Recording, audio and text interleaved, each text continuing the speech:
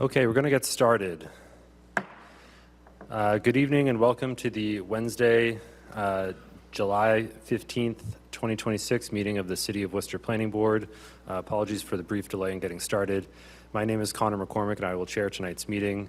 Before we begin, I have a few brief announcements concerning how our meeting will proceed tonight. Tonight's meeting is a hybrid format, which means you can participate in person here at City Hall or remotely. You may log in via computer by going to worcesterma.zoom.gov.com or by calling 1-669-254-5252 and entering access code 161-731-4979. To manage remote participation during our hybrid meetings and to prevent disruptions, all participants are automatically blocked from unmuting themselves, turning on their video, or sending chat messages. For remote participants who would like to comment on an item on our agenda, we ask that you use the raise hand feature in Zoom during the discussion on that item. If you are joined by phone, you can raise your hand by pressing *9. Staff will then call on members of the public one at a time and give them permission to unmute themselves. If you are joined by phone, you will then be able to unmute yourself by pressing *6.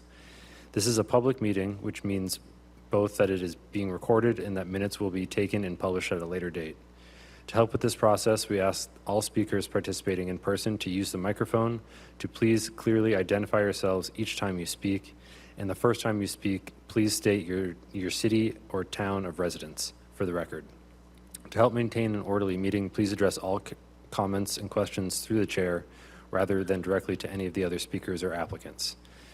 There are a number of items on our agenda being continued or postponed tonight, which I will read through shortly.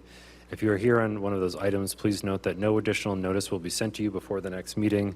The best thing to do is to call the Planning Division the day prior to our next meeting to confirm if that item will be heard or postponed that night, as it is not uncommon for items to be postponed multiple times before they are heard by this board.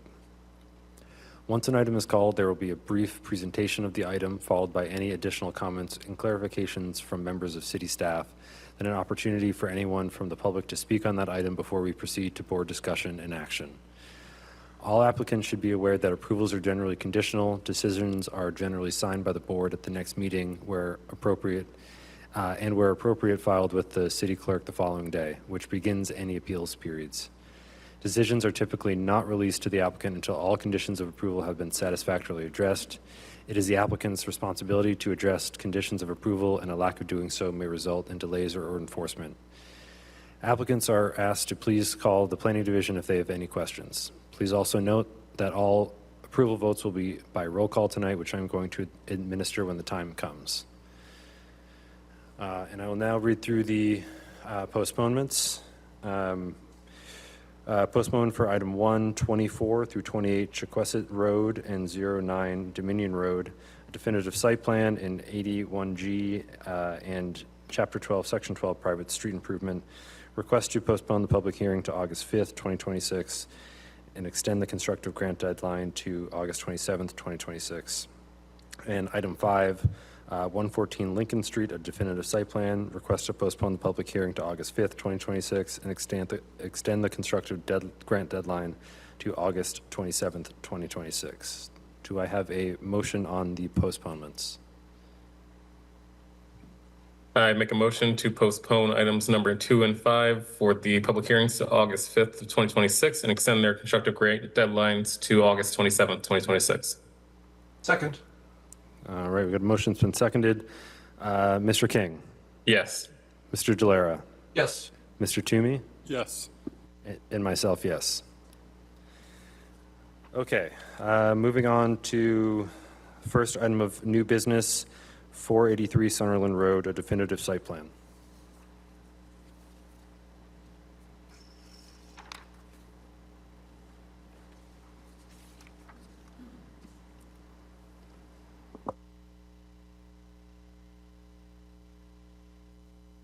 Sorry, I think you just need to press the button on that and make sure it's green. Yep. Hi, I'm a representative with Land Planning Incorporated. I'm a professional land surveyor. We've put together a set of site plans for the construction of two-family homes on 2 adjacent lots next to each other.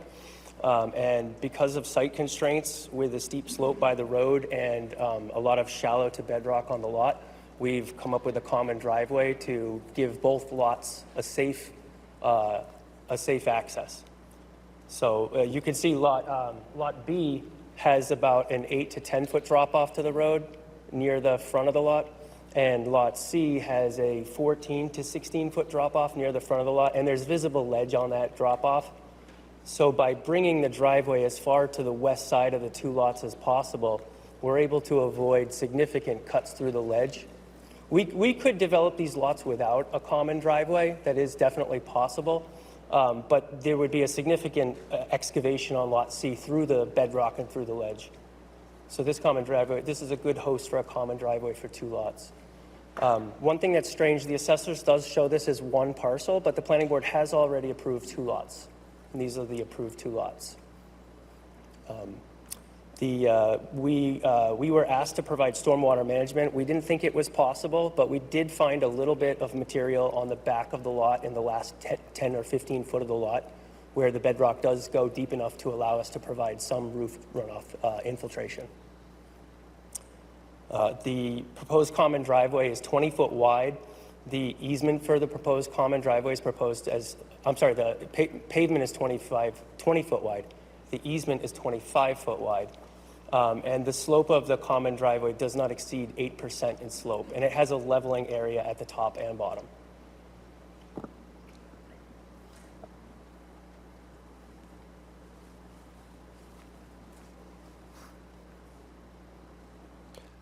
Thank you. If that's all your comments, I will turn it over to city staff. Sure. This is Steve Carey in the Planning Division. As the applicant noted, this is proposing to construct two-family dwellings. Each structure is on their own lot, and to conduct associated site improvements on slopes that are steeper than 15%. That's why it's before the board for site plan approval. The applicant explained the justification for why they're doing a common driveway as opposed to, each building being sited towards the street with individual driveways. The applicant actually did provide at one point during this process a layout of what an alternative driveway layout would look like, and I think staff's in agreement this is generally a better option. There was a potential zoning issue just with regards to the front yard impervious of Lot B. You'll notice that one of the proposed parking spaces on Lot B is proposed to be geomatting as opposed to standard driveway material, so that it would be considered pervious surface and not count towards that impervious surface total.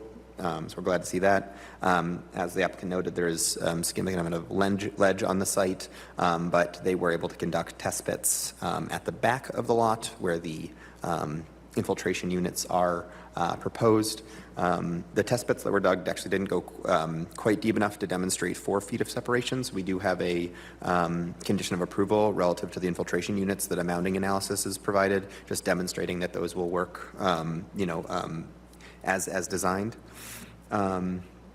Otherwise, I don't think we have really any conditions that are particularly important or of note, but glad to answer any questions that the board has. Thank you. Do we have DPW tonight? Hi everyone, this is Leslie Rodriguez for DPW. We don't have any comment for this project. Thank you. Okay, thank you. I think we can move on to public comment. Is there anyone in the room looking to speak on item number 1, 483 Sunderland Road? Not seeing anyone in the room. Is there anyone online? No one with their hand raised online. Okay, thank you. I think we can move on to board discussion. Go to the folks, board members online. Mr. King, any comments? No comments or concerns. Thank you. Mr. Delara? No comments from me either. Thank you. Thank you. Mr. Toomey? No comments. Thank you. And sorry, Mr. Rosende? No comments. Thank you. Thank you. Yeah, for myself, no concerns or real comments either. I think the common driveway makes sense, especially on this busy road, reducing the number of curb cuts I will note to the applicant, I believe you're seeking a number of waivers related to the common driveway. I don't have any concerns with them, but just wanted to confirm that you are requesting those waivers on page 3 of the staff memo. Sure, I think we tried to very quickly address this memo that was written today, and we actually don't need number 2 or 3 or most of 4. So like, for example, it says residential streets maximum grade 10%. The maximum grade of the common driveway is 8%. So I think we were trying to quickly address some of these comments, but it's maybe a little bit more waivers than we need. Okay. The percentage of lot coverage is 21% on Lot B and 19% on Lot C. I can include the surveyor's certified plot plan and send that as a condition to you guys. I mean, I think, is that information with regards to percent of the lot covered by principal and accessory buildings, is that on the plan now? It's not on the plan, Oh, yeah. So. I mean, I think it's pretty, that one in particular is pretty commonly requested as a waiver, so if you're comfortable requesting it, I think staff's comfortable with, that being granted. Sure. And then in terms of, on the waiver list for A, if you did want to, not request that waiver and not have the board grant that, as long as you're confident that the slopes of the common driveway are less than 10%, that's also fine. Yeah, we were requested to make this action, so I'm Sure. just trying to Yeah. work quickly. Absolutely. Well, yeah, why don't we say that in terms of waiver requests, we can strike 4A from the waiver requests. Sure. Sure. That sounds good. It sounds like staff is comfortable with all the rest of them. I'm assuming that the board might be as well. So I think with that, we might be ready for a motion. I make a motion to approve the definitive site plan for new business item number 1. Second. All right, we have a motion that's been seconded. Mr. King, Yes. Mr. Delara, Yes. and Mr. Toomey? Yes. Myself, yes. That has been approved. Thank you. Okay. Moving on to new business item number 3, 278 Grove Street, 4 Brookfield Street, and 4 Powers Court. This is a public meeting for a definitive site plan and a public meeting for an 81G and Chapter 12, Section 12 private street improvement.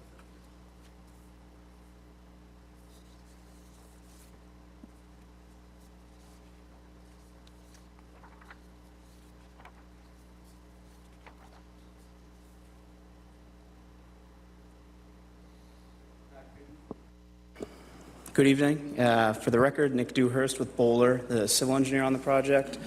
With me is James McGrath and Vin DeLeo on the owner-applicant side. And online we have Raf Hernandez, our architect with Acropolis Design, and Maureen Lapitin with Bowman, our traffic consultant.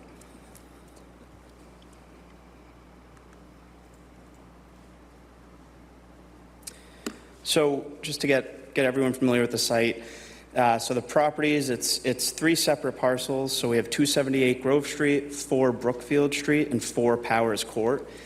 They combine to make about 2.1 acres. It's currently a gravel lot. There were some existing industrial-type buildings that were demolished within the last handful of years.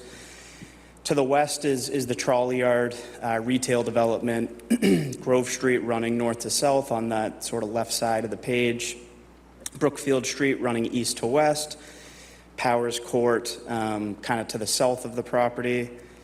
And we recently, and it's currently under construction, got approval for a retail strip on the northerly side of Brookfield Street. Same development team that did that, along with the Middlesex Savings Bank and then the medical office building out at the rear. So this is sort of the last kind of chunk of land that this ownership and development team owns that they're looking to move forward and develop.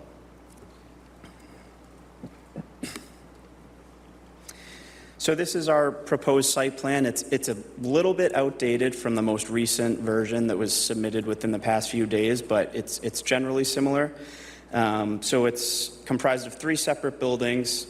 There's building number 1 and building number 2, which are the buildings situated along Grove Street, so kind of the bottom portion of the sheet here. Building number 1 is a 3,700 square foot restaurant. That's the one that's right at the corner of Grove and Brookfield. And building number 2 is a 2,600 square foot restaurant, just located, just adjacent to that. Neither are quick serve restaurants. These are full dine-in type restaurants. And then at the rear there, we have a 10,800 square foot multi-tenant retail building. Tenants are still kind of up in the air for those ones, but we're currently contemplating 2 restaurant uses and 3 office uses. We're also providing parking, sidewalks, landscaping, lighting, utility, and stormwater improvements. One thing that I'd like to point out, and it's similar on the other properties that we've kind of dealt with in the neighboring area, we do have those 2 kind of large Millbrook culverts that run sort of south to north throughout our property. With those easements are encased within a fairly large drainage easement. That there, are certain restrictions that kind of drive the development layout here. So we feel we've come up with a good layout that works well with those culverts. But just wanted to point that out as, it is something that played a big role in kind of the layout and the scheme that we currently have. From a parking standpoint, breaking down the different proposed uses, zoning requires 147 total parking spaces. Our current plan provides 153, 15 of which are EV spaces. We're providing a total of 6 accessible parking spaces to meet the ADA requirements. Those are sort of spread out between the different uses just to provide ADA for each specific building. We're also providing, I believe it's a total of 12 bicycle parking spaces, so each building kind of has its own designated bike rack area where I believe there's 4 bike racks for each building. From an access standpoint, there's 3 two-way driveways, so these are all full movement driveways, 2 of which are coming on and off of Brookfield Street. There's sort of one just in front of the bottom left restaurant, so the building number 1 restaurant, and then there's one that's sort of closer to that rear retail building. The 3rd driveway is a full movement driveway at the southwest corner of the property, which would be the bottom right corner of this sheet. And that's really, it's in the same general area as the driveway that served the previous development that was on this site. So that curb cut kind of does exist today. Another thing I'd like to point out is Powers Court at one point in time did cross through this site and connect to Brookfield Street. That has been, the portion that sits within our property has been extinguished. So Powers Court does sort of dead end now at the southerly part of our property.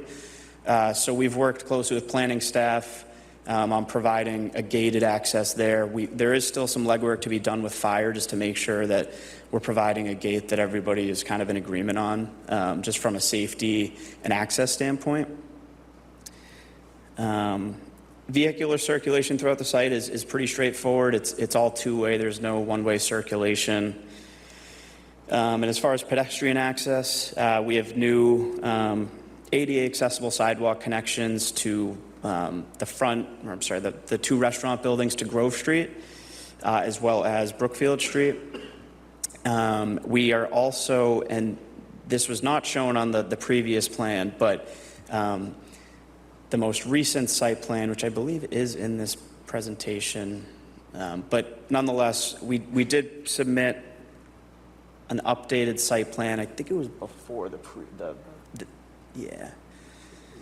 yeah. So this is the kind of latest and greatest site plan. So one of the comments that we received as part of our original DPRS memo was to provide kind of a pedestrian access from Grove Street through the site to the rear of the rear building. Previously, we were just kind of relying on foot traffic going along Grove Street, traversing up the Brookfield Street sidewalk, and then kind of, accessing that rear building that way.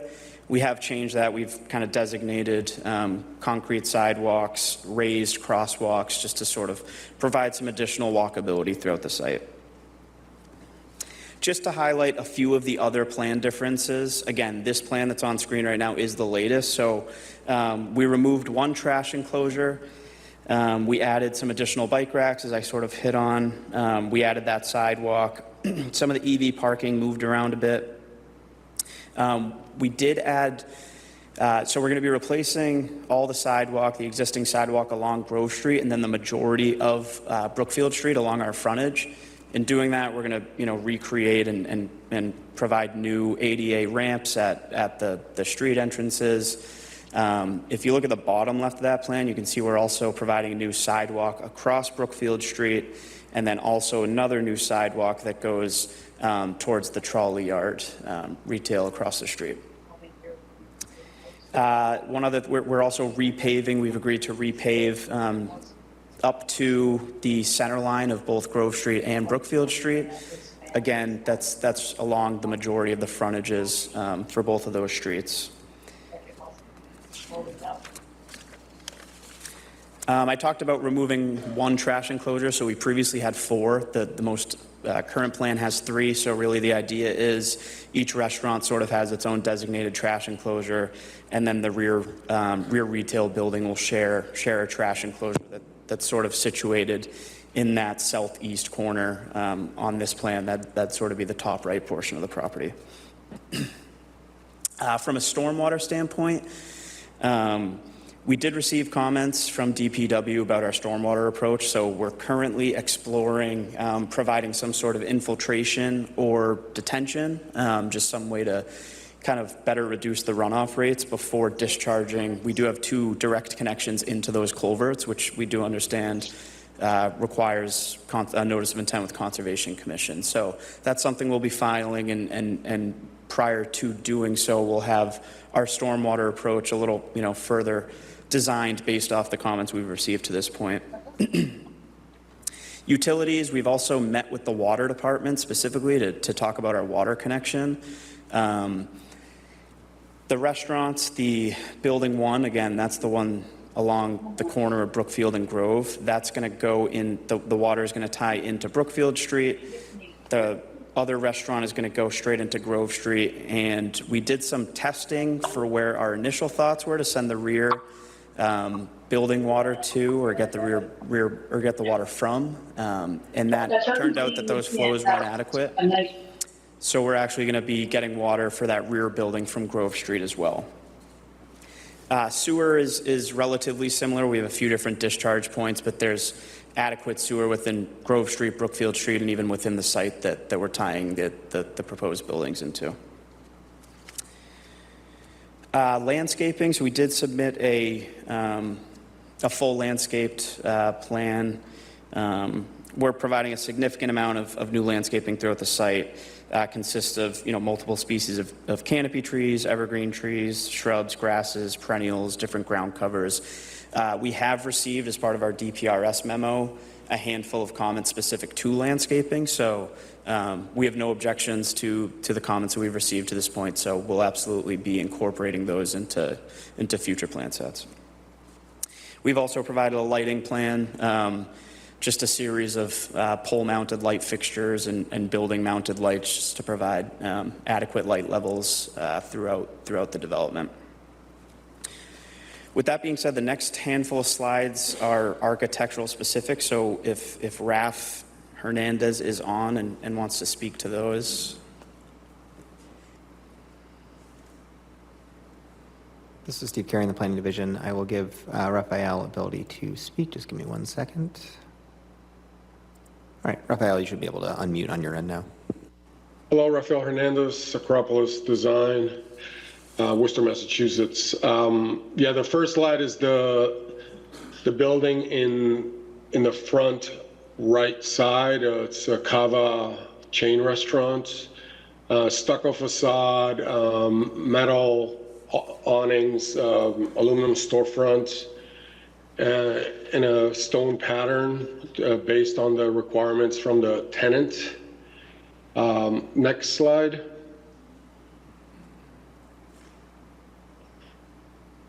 So the same building, just all looking from different directions. The top one is looking at what you would see from Grove Street. The brown area is an enclosure for storage for the tenants. And then the rear door is the door for the access. This is the next slide. That's the second restaurant's First Watch. As he said, it's a full-service restaurant with an outdoor space and common areas to gather. So these are some preliminary renderings of what the outside will look like. Same thing, stucco facade, stone base, metal and awnings, and outdoor seating for a number of tenants. And then there'll be a mural on the right side in that lower 3 bay. There was some renderings included. I'm not sure if they're in the package. Next slide. Yeah, so this is the First Watch. This is pretty accurate to what the building will look like. As you see, it has stucco siding, Nishiha patterns on some areas, and the metal awnings and the signage. Next. This is the building in the rear with the 5 potential tenant spaces. Next slide. This will have a mix of facades of stucco, clapboard, shingles, EIFS patterns, and aluminum storefront, and a flat roof with reflective materials. This will mimic what we've done next door at 282 Grove Street. Some of the same architectural details of that building that's being built right now that was previously approved. The top picture is what you would see from Grove Street, the other to the left and the right, and the rear is not really visible because it backs into a large retaining wall. So it's kind of tucked into the rear portion of the property. Next. Thank you. If you have any questions, let me know. Yeah, I think that's really all we have. As I mentioned, we do have our traffic engineer online if there's any traffic-specific comments. We did have a little bit of back and forth with DTM regarding traffic. I think we've kind of come to an agreement and addressed all their comments, but again, if there's any questions, we're happy to answer. Sure, thank you. I think at this point, we'll turn over to staff for their comments. Sure. This is Steve Carey in the Planning Division. As the applicant noted, this is a development involving 3 buildings, 2 restaurant buildings that are going to be right sort of adjacent to Grove Street, a larger multi-tenant building that's at the back, 152 parking spaces in the lot. Access to the site, there's access off of Grove Street, a couple points of access off of Brook Street. As the applicant noted, there also is access off of Powers Court, but because it's a private street, it's not in, up to city standard condition. We don't want to see vehicular circulation from that site. The applicant has agreed to put basically a gate there that would be accessible to the fire department. We've had a condition of approval added to allow the fire department discretion in how that gate looks. We appreciate that the applicant has worked with staff over the past several weeks to make the site a bit more accommodating to pedestrians along Grove Street. They've added that pedestrian path that I'm highlighting with my cursor right now, so that if someone walking down Grove Street was trying to access the multi-tenant building, they could do so through the site. The applicant has agreed that we haven't seen a revised grading plan yet, but the applicant has agreed verbally that, or at least via email, that the pedestrian paths could be slightly elevated to create sort of a consistent elevation for a pedestrian moving through the site. It also would serve as traffic calming for any cars that might be inclined to use this site as a cut through. They've also removed one of the dumpsters that was on site that was located previously where I'm indicating with my cursor. That would have been pretty visually prominent from Brookfield Street, so we appreciate that being removed. And it sounds like the applicant is also willing to provide some additional glazing on the Grove Street sides of the buildings. If the applicant's able to comment on that, that'd be great. We are conditioning the addition of more trees within the lot. The site, as of now, at least the most recent landscaping plan we've seen, I think is about 7 trees short of interior landscaping requirements, just based on how many parking spaces would be considered interior. There is an excess of about 6 parking spaces right now. About 147, I believe, are required. I think 153 parking spaces are provided.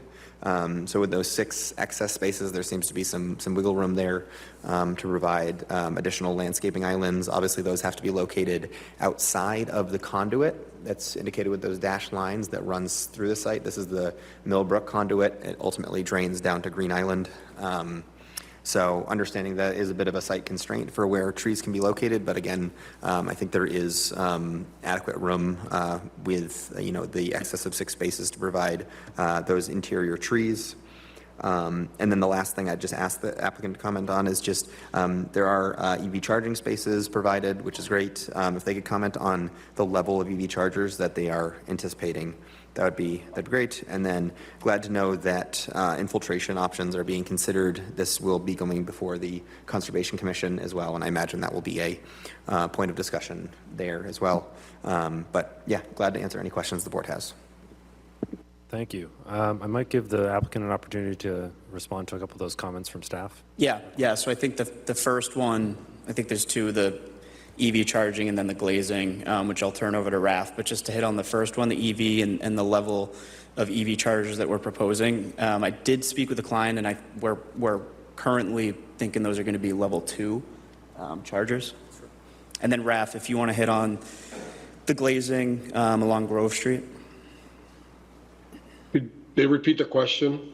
Yeah, so I know the comments come up a few times about considering and providing additional glazing for the restaurant buildings along Grove Street. The tenant has a very specific requirements on the layout of the interior of these units, and we're pretty limited on the amount that they can do because of the kitchen requirements and the floor plan for the Cava restaurant and for First Watch. Sure. Through the chair to the applicant, we have a condition of approval 1D that's add additional glazing to restaurant 1 and 2 along Grove Street. We could add where feasible. I guess I would encourage, particularly for this building here that I have up on the screen, I believe is the Grove Street side of the Cava building, restaurant 2, I believe it is. I guess I just asked the applicant to just discuss what options there might be for glazing along that sort of fairly blank wall underneath the Cava signage. Yeah, I think we can commit to having additional conversations with the tenants about providing additional glazing, and especially along Grove Street. Yeah, we can discuss it with the tenant regarding maybe having some higher windows that doesn't affect the floor plan of the interior that the tenant requires.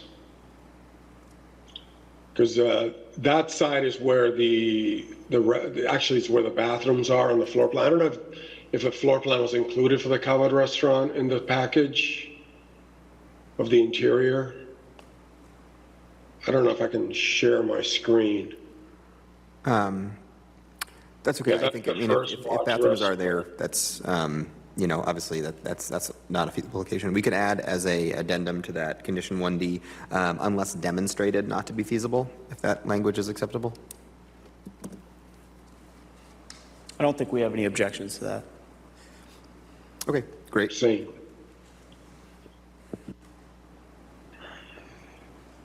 Okay, thank you. I think I'll pass it on to DPW if they have any comments. This is Leslie Rodriguez for DPW.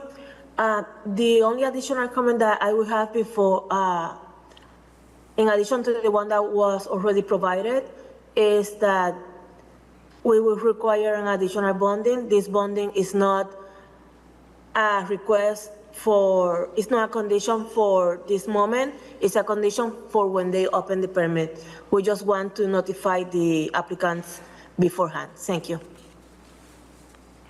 Okay, thank you. We can move on to public comment. Is there anyone in the room that would like to speak on this item? Not seeing anyone jump up. Is there anyone online? Not seeing anyone with their hand raised. Okay. So why don't we move on to board discussion? Start with Mr. King online. Overall, happy to support this project. I think with the staff conditions as noted, it's good to know that the applicant's amenable to adding more glazing along the Grove Street side. But in general, happy to support it. Thank you. Thank you. Mr. Delara? Thank you. So yeah, in general, I'm supportive of this overall, but I do have a few questions and comments that I would hope to express here. So through the chair, I do have a question for the applicant. If there's any type of drive-through, whether it's a traditional drive-through or digital drive-through that's planned for No. restaurants? Sorry, no drive-throughs. Okay, and there's no expectation or desire for a special permit to be pursued down the road, if it's even feasible to install one? No, it's to be candid, it's nothing that we've discussed as a team. The two restaurants, First Watch and Cava, I'm not sure if you're familiar with kind of their programs, but they're both, go in, sit down, eat there, or takeout type restaurants. So it's not something that we're considering anytime soon. Okay. Secondly, again, through the chair, regarding deliveries, to the best of your knowledge, where would the primary access point be, and what kinds of trucks might be used for these proposed tenants? Sure. So Box trucks, semis, et cetera. yeah, so we did designate loading areas on this plan. I know it's tough to see, but so for the restaurant buildings, we're contemplating kind of that driveway as you pull up into the site off of Grove Street, sort of parking in that general area. One thing I want to point out here is that for the restaurants, it's important that their loading and unloading activities are done off hours. So, there won't be, customers accessing the site, maybe a handful of employees, but it should be pretty quiet when they're making those deliveries. And for the rear building, similar situation. It's kind of as you were to follow that same driveway, kind of up towards the trash enclosure for that rear retail building. And for the size of trucks, I mean, there's no uses being contemplated here that would, I would imagine, require anything bigger than a large box truck or a small tractor trailer, but we have provided truck turn movement showing that those types of vehicles can circulate the site. All right, thank you for that. So just a couple more things. In general, I agree with the overall staff comments. In particular, I agree with the recommendation about rotating restaurant 2 to try to activate the Grove Street face if the changes are made to facilitate that possibility. So that's something that I would like to see. And then regarding the glazing and the exterior work, from what I can see, it appears as though some of the other locations for Cava, for example, they seem to have superior, more aesthetically pleasing designs outside. So I imagine that should be feasible here if there's a will to do it. Because as it stands right now, what I'm seeing, it's rather bland. Yeah, we'll absolutely. We've worked with, fairly closely with both First Watch and Cava throughout this process and developing these plans. So that's something that we can absolutely take back to Cava and work on that. Yeah, the Cava building is still at a schematic design phase, and we'll take every opportunity to try to dress up the facade further with the tenant. All right. Please do. Very good. Thank you. Okay, That's all. Thank you. This is Steve Carey in the Planning Division. Apologies to interrupt board comment. I just back before public comment. I just wanted to note that there is a public comment in your packet. I just want to make sure the board attention was drawn to that. It's a fairly long comment, but I just it's broadly addressing sort of the orientation of the buildings towards the towards the interior site as opposed to towards Grove Street, which is I think is a bit what Board Member Delera was just getting at. So anyway, just wanted to draw the board's attention to that, and apologies for the interruption. Okay, I appreciate that. Mr. Resende, any comments from you? I think the previous comments encompassed my concerns here, so I have nothing else to add. Okay, thank you. Mr. Toomey? No comments, thank you. Okay. For myself, I think I'd echo a lot of what Mr. Delera said. I think it's really important, and I appreciate staff working with the applicant on this to activate the buildings facing Grove Street as much as possible. I think this development reminds me a little bit of the trolley yard. I think a similar discussion was had at that time to make sure that this isn't an inward-facing suburban style development because we're pretty close to only like a mile from downtown here. So want to make sure that we're not making this entire corridor car-centric. So I do appreciate the applicant's willingness to work with us on the glazing, as well as some of the other items, the internal pedestrian circulation and the trees. So yeah, happy to support it, but yeah, I do encourage the applicant to do whatever they can and to work with their tenants on making those facades and buildings up front Grove Street to be as welcoming and pedestrian friendly as possible. I don't think there were any concern or any changes to the conditions besides some additional language to 1D. Other than that, I believe we would be ready for a motion.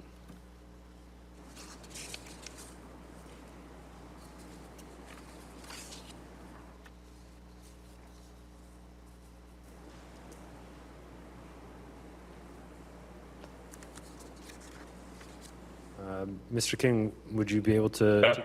Sorry about that. I was speaking as I was muted. I would make a motion to approve new business item number 3 for 278 Grove Street, 4 Brookfield Street, and 4 Powers Court with the conditions as noted and discussed in the meeting. Second. All right, we have a motion and a second. Mr. King, Yes. Mr. Delera, Yes. Mr. Toomey, Yes. and myself, yes. The application has been approved. Thank you. Appreciate it. Thank you. Okay, moving on to item number 4, 1 New Bond Street, a public meeting for a definitive site plan.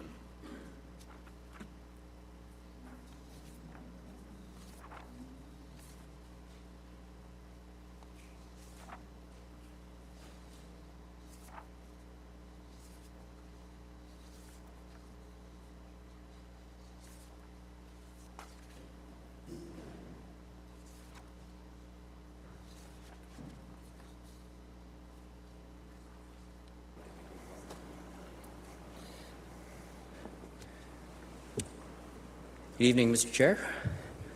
For the record, my name is Joshua Lee Smith. I'm an attorney with the law firm of Bowditch and Dewey. I'm here representing the applicant, RD Mass Inc., in connection with this application for site plan review approval. I'd first like to introduce the team to the board. To my left is Larry Cohen of Restaurant Depot. To his left is Keith Curran of Bowler Engineering. Online is Victoria Drazdick, who is with ADA, the architect of record. And we've got, I believe we have Sean Kelly, who is he in the room? Sean Kelly is here. He is with Sheppel Traffic Consultants. And last but not least, we've got 2 representatives of WBDC, Roberta Bryan and Craig Blaze. So we've got a brief presentation that we'd like to run through this evening, but to kick things off, I'm going to hand it over to Roberta. Roberta's going to have some remarks. Good evening and thank you. Roberta Bryan, Worcester Business Development Corporation. Just to take a minute of your time to sort of set the overall stage. This is our first project of Green Tech Park located up at the former St. Gobain property. A lot of moving parts with this project. We have acquired the parcel 51 acres in 2022 and have since then embarked on a very intensive process of master planning, of neighborhood planning, of site planning, which you'll see soon, as well as marketing. So we're so excited that Restaurant Depot will be our first end user in the park. New Garden Park is the 501c3, a wholly owned subsidiary of WBDC that is selling the parcel to Restaurant Depot. That parcel along New Bond Street, as you will note in the presentation today that the team does, is more of a commercial use. Part of our master planning that we heard from our neighbors along West Boylston Street, from the school across the street, and from our marketing team is that the commercial nature of West Boylston Street really should come down into the park and complement the uses on West Boylston Street and not compete against them or contradict the feeling of the neighborhood. We're excited with our infrastructure planning that we're doing within the park, bringing new public streets into the park, allowing the neighborhood to now travel through our park in the ways that had happened prior to in the early, up until the early 90s when the neighborhood could access Norton and early Saint-Gobain before security concerns required gating. So you'll see in some future meetings our road construction development and those plans. You'll see some plans that show a different layout, in particular along the Restaurant Depot property lines. Those are future roadway improvements that will occur. We've worked very closely with the city planning staff, with the Department of Transportation and Management of the city as well, to ensure that the design that we will be conducting and the resulting construction will comply with city standards, as well as new complete street standards that we are taking into consideration.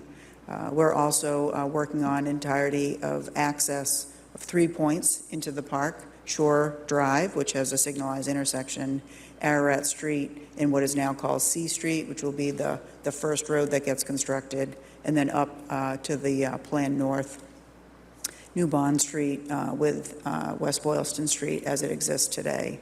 So just wanted to set that table for you. Thank you again for your time. Thank you to the city that has supported this project from the very beginning, as well as the state and the federal agencies that have provided funding for us to complete this important project. We believe the 30 acres of advanced manufacturing along Interstate 190 will definitely complete our mission, WBDC's mission of bringing jobs and increasing the tax base for the municipality. So I'll turn it back over to Josh, but Craig and I remain here to answer any questions on the overall development of the park.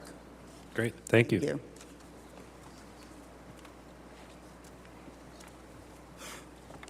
Thank you, Roberta. Steve, if you could go to the second slide. So with that set up, obviously this is a site, a very prominent site. I'm sure everyone is very familiar with it. It's got a very rich history in the city, affiliated with Saint-Gobain, and prior to that Norton Company, which is has been a long time employer, very important to the city. So this redevelopment is truly a monumental endeavor that is being led by WBDC, and we're very excited to have Restaurant Depot, again, be the first out of the gate to present this project. Here you can see this is a nice rendering that shows, again, as Roberta had mentioned, many of the future pad-ready sites will be geared towards advanced manufacturing. But tonight, we're going to be talking about a wholesale use operator, Restaurant Depot. Steve, if you could advance to the next slide. I'm sorry, maybe back one more. Back and then back one more. Right. So that bottom right-hand corner there, they're highlighted. That is the lot that's proposed for the Restaurant Depot site. Running to the north is New Bond Street, which intersects in proximate area of what's today known as C Street, as well as Storrs Street. Next slide, please.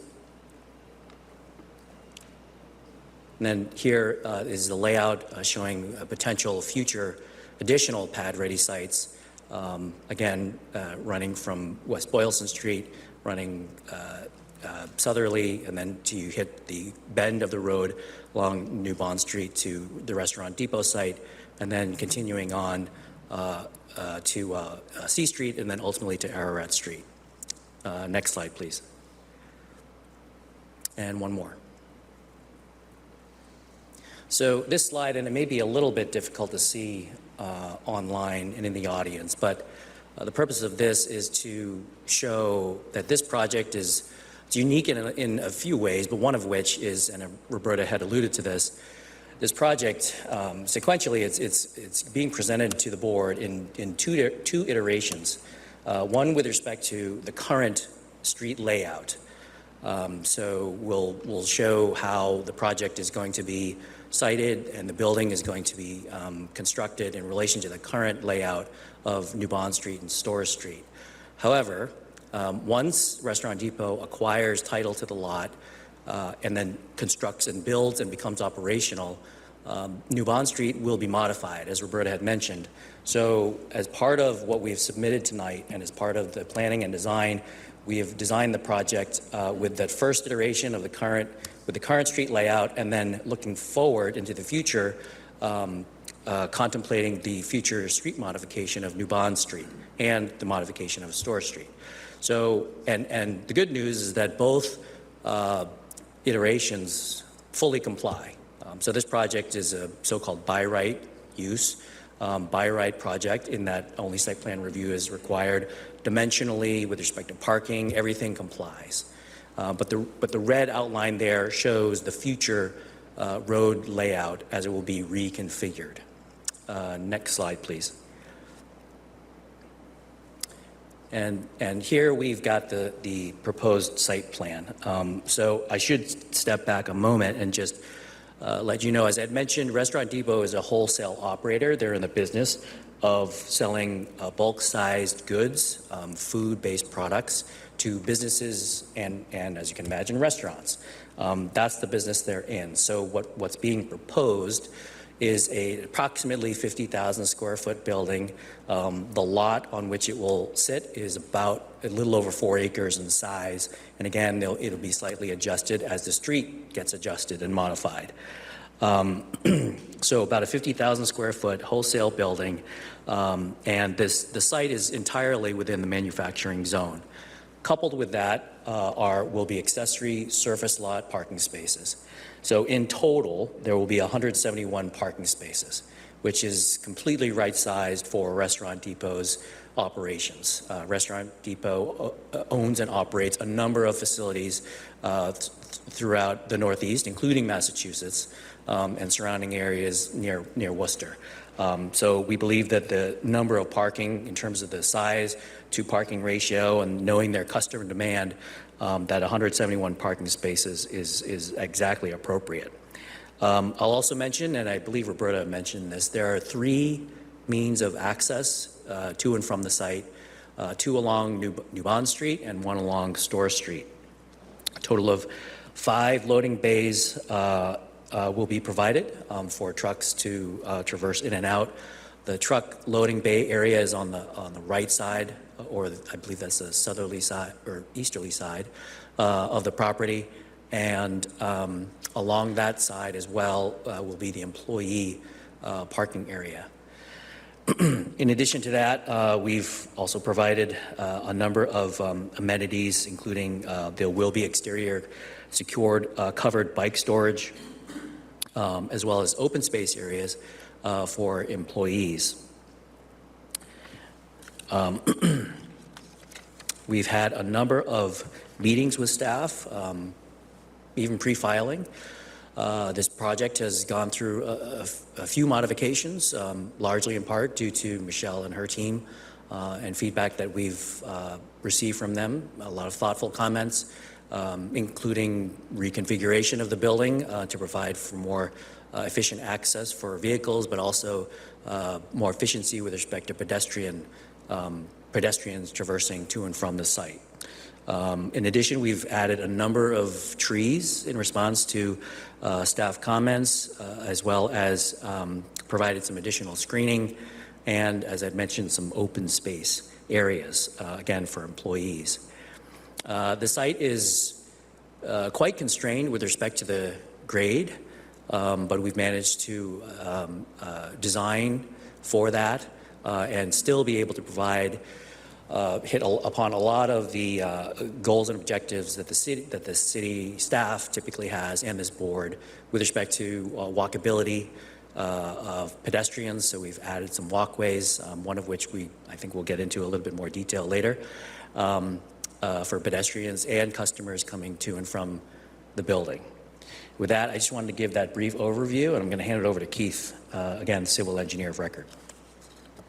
Thank you, Joshua. Appreciate it. Keith coming again from Bowl Engineering. Josh hit on a lot of the site elements.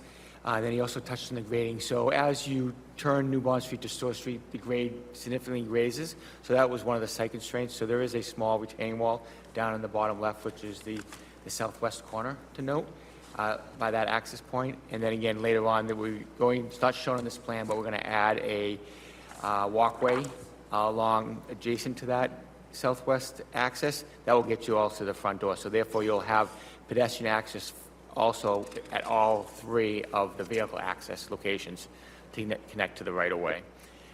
Drainage-wise, we're meeting all of the state requirements, deep sump-hooded catch basins and proprietary water quality units prior to a subsurface infiltration basin that's going to be located in the loading dock area in that turn circle.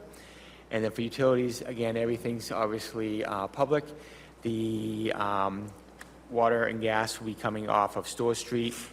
The sewer, electric, telecom coming off New Bond Street. And just to go back to the drainage really quick, after the infiltration, the discharge will go to New Bond, will be tied to the infrastructure in New Bond Street. I'm again here to answer any questions pertaining to the civil design. Yeah, I need it later. Thank you. Great, thank you, Keith. And we did want to give an illustration of the aesthetic design of the buildings. This is not a Cava restaurant, but these are very typical, standard for a restaurant depot type of a design. We think it's a good aesthetic appeal, certainly adds to the site. There'll be a lot of robust landscaping. Again, we've added a lot of trees as well as other shrubs and in order to beautify the site. Steve, can you advance to the next one? This is just another depiction of the entry portion, the customer side portion of the building. And now I'd like to hand it over to Sean Kelly.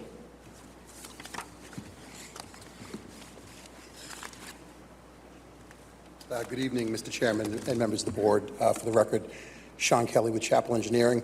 On behalf of the team, thank you again for having us tonight. What I'd like to do is just take a few minutes to walk you through our study, how it was conducted, what our findings were, what our recommendations are. Just as some background, Chapel Engineering has actually been involved in the master planning efforts for C Street and for the park in general. And as part of that work, we've done a complete master plan traffic study looking at the full impacts of the 500,000 plus square feet of development. And based on that study, we developed the subdivision plans that we've been before this board for C Street, including improvements at Ararat Street, improvements at New Bond Street, and then the upgrade of the corridor to basically meet complete streets design criteria with the multi-use path, enhanced lighting, enhanced landscaping, enhanced utilities, and things of that nature. So we have done a full master plan study, and the work that we've done for this project basically builds off that to ensure that the improvements that are planned for the park will support this project. Next slide. Typically, when we do these reports and these traffic studies, what we rely on is data that's published by what's known as the Institute of Transportation Engineers, or the ITE. And the ITE develops land use codes that lets you generate how much traffic a project will produce during peak hours, critical time periods.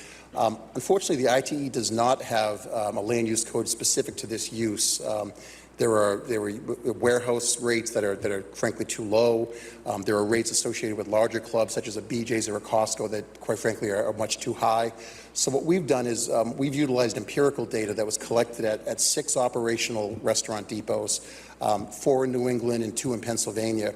And based on that, we developed trip generation rates that let us determine how much traffic these typically generate during the busiest hours of roadway activity. And what the data shows is that typically the peak hour generation varies somewhere between 57 to 58 vehicles an hour.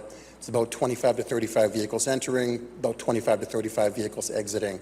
So in the terms of an order of magnitude, every other minute you're going to have an entering vehicle, and every other minute you're going to have an exiting vehicle. And these increases are in line with what we had assumed would be the magnitude of traffic as part of the master planning efforts. Most of this traffic will be shooting up the reconstructed C Street.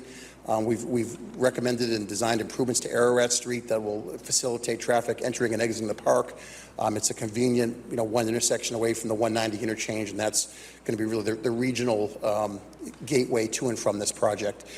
Smaller levels of traffic will come in off Route 12 and also Shore Drive, but those will be smaller compared to the C Street increases. Next slide. So in terms of our conclusions and recommendations, again, the project generates about a trip per minute, about one trip in, one trip out every other minute. We've looked at the increases to delays in terms of the infrastructure that's being proposed, and they're minimal, a second or less, and certainly the capacity is there to accommodate the project. We've looked at the available sight lines that will be provided, both under the current geometric conditions of New Bond Street and Store Street, as well as the future realignment, and the adequate sight lines can be provided under both scenarios. We're recommending that all signs and pavement markings that are installed be installed in accordance with MUTCD Manual Uniform Traffic Control Device Criteria Guidelines, and that any landscaping proposed is designed in such a way as to not impair any sight lines. And then lastly, we've recommended that the applicant agree to implement a comprehensive transportation demand management plan, including a transportation coordinator, promoting the use of transit with employees, facilitating a ride-sharing program, and also providing bicycle racks in a weather-protected area for employees of the facility. And we're confident that with those recommendations and the access plan as defined, the impacts of the project will be mitigated and minimal, and that the infrastructure that's been designed to support the park as a whole will be adequate to accommodate this project. That's all I have for tonight. I'd be happy to answer any questions you might have. Thank you.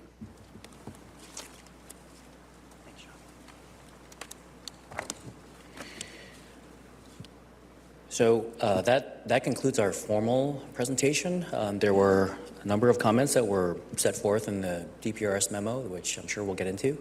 Yeah, we'd like to conclude it there. Happy to answer any questions. Thank you.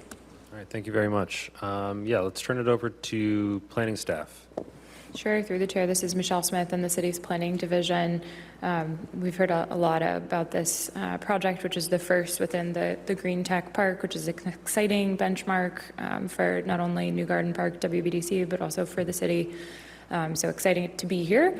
I'm not going to belabor a lot of the comments that were already provided by the expertise on the project team, but just quickly to repeat, we're in front of the board for a site plan review here based on the size of the development that's happening in this manufacturing zone for what is technically a business use, a wholesale use from a zoning perspective. The proposed building is about 50,000 square feet, and they're proposing 171 parking spaces, which is well in excess of what the zoning ordinance requires for this type of use. As you heard the traffic consultant describe, there's not really necessarily specific parallels in terms of trip generation from our zoning ordinance perspective. There's also not necessarily an identical parallel. So this is kind of lumped into a broader warehousing type of use when it comes to that perspective. So just a little caveat on the kind of inflation of those numbers. So we did ask if they could explore reduction of some of those spaces. It's our understanding that they need all those spaces based on their peak demands in peak seasons, which you'll see that note in the staff comments. The applicant, I'm sure, would be happy to comment further if the board had any other desires to talk about that in that regard. In terms of circulation, I'm just going to highlight some of the items that are kind of outstanding. I expect that the applicant may want to discuss. So you can see on the screen below here the red, which the board members would not have seen in the plans that were initially submitted. but responsive to the feedback that our office has provided and the applicant's team has been able to develop. We had asked for a connection through this southern portion along the southern driveway or somewhere along Storrs Street. So if you are an employee and you're walking to work and you're taking transit, or maybe you're taking your lunch break and you're going to the gym at the Y, that there's a convenient route for you to leave and be able to come back or arrive into the site without having to kind of walk north or walk through a driveway. So there are some challenges here with respect to grading.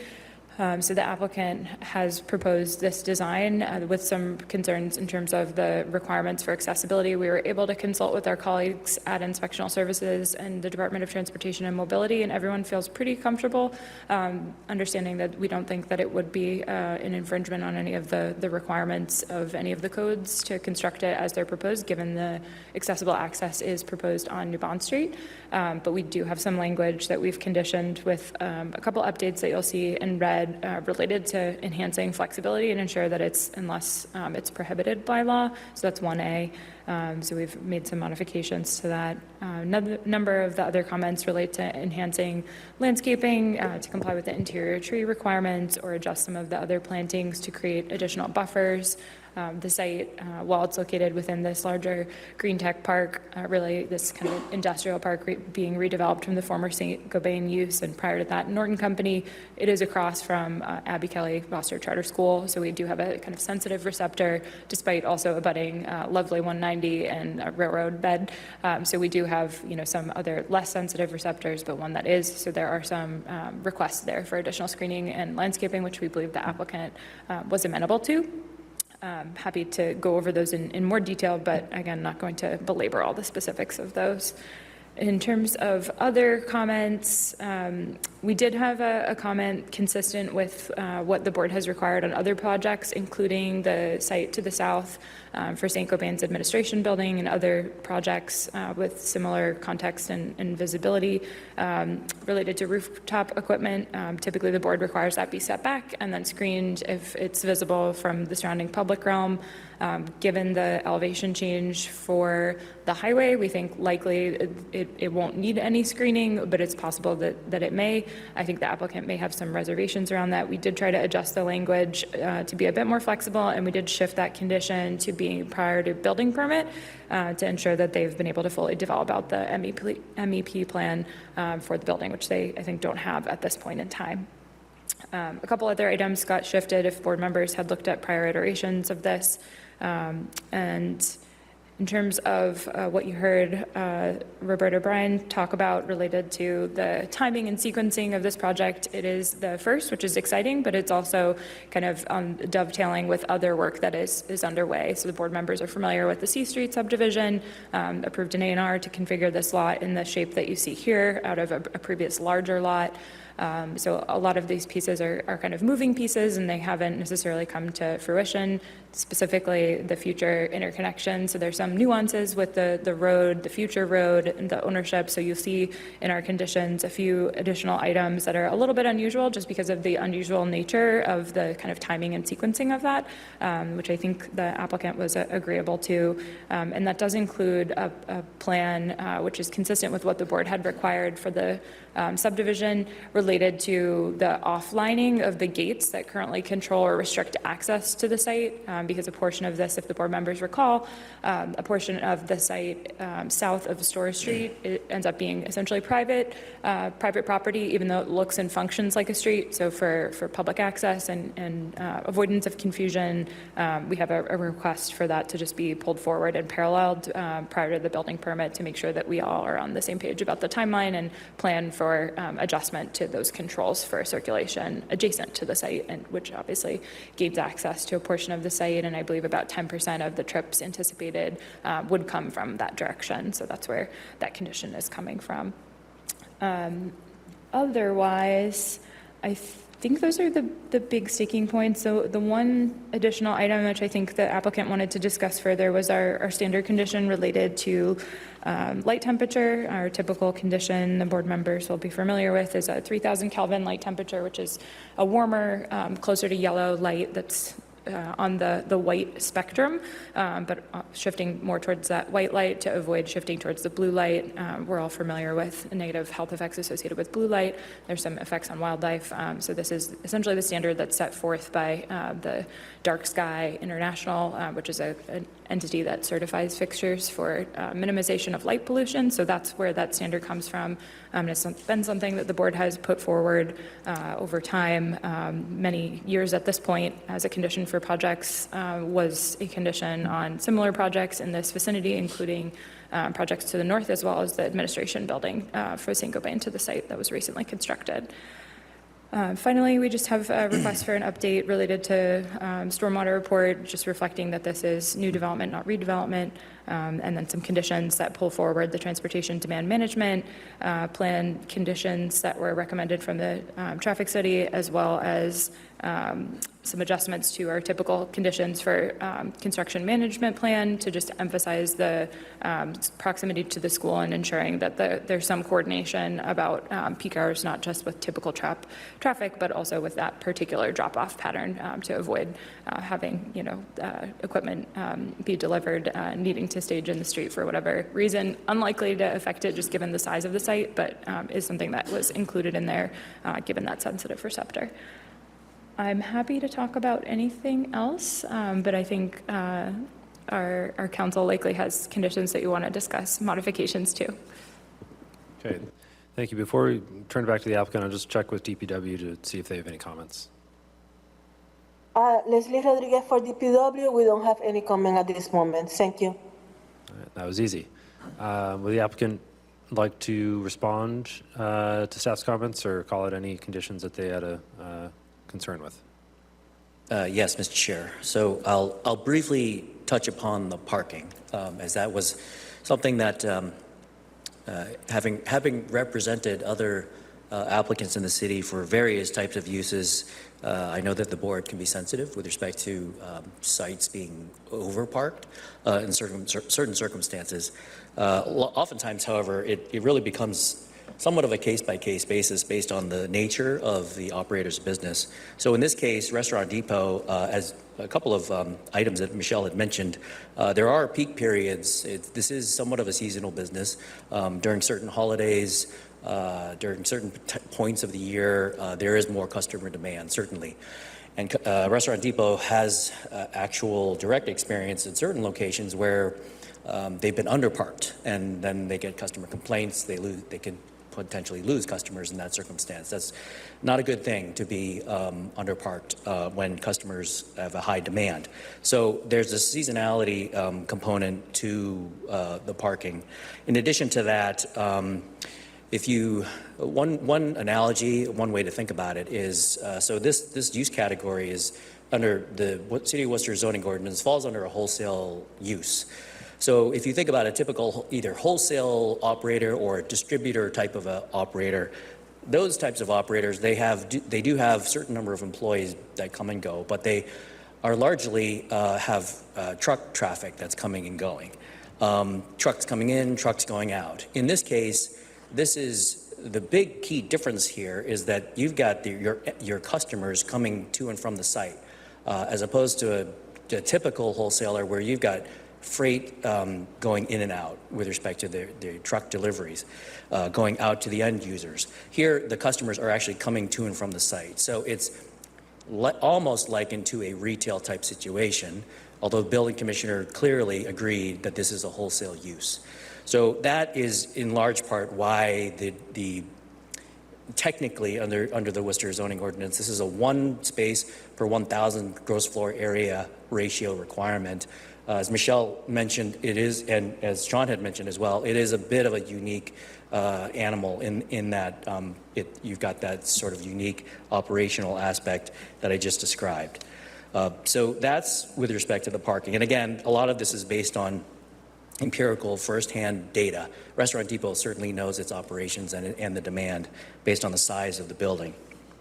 With respect to so a couple of other items with respect to the DPRS memo. And I do want to underscore, we work pretty tirelessly with Michelle and her staff, as always, working cooperatively. The vast majority of the comments that are set forth in the DPRS memo, we completely agree with. A couple that I do want to point out, however, one pertaining to, I'll start with the rooftop. So the rooftop screening. So I know that there are a couple of examples. Michelle and her team had cited them. One being the administration building at the St. Gobain site, right next door. That can be seen from the highway.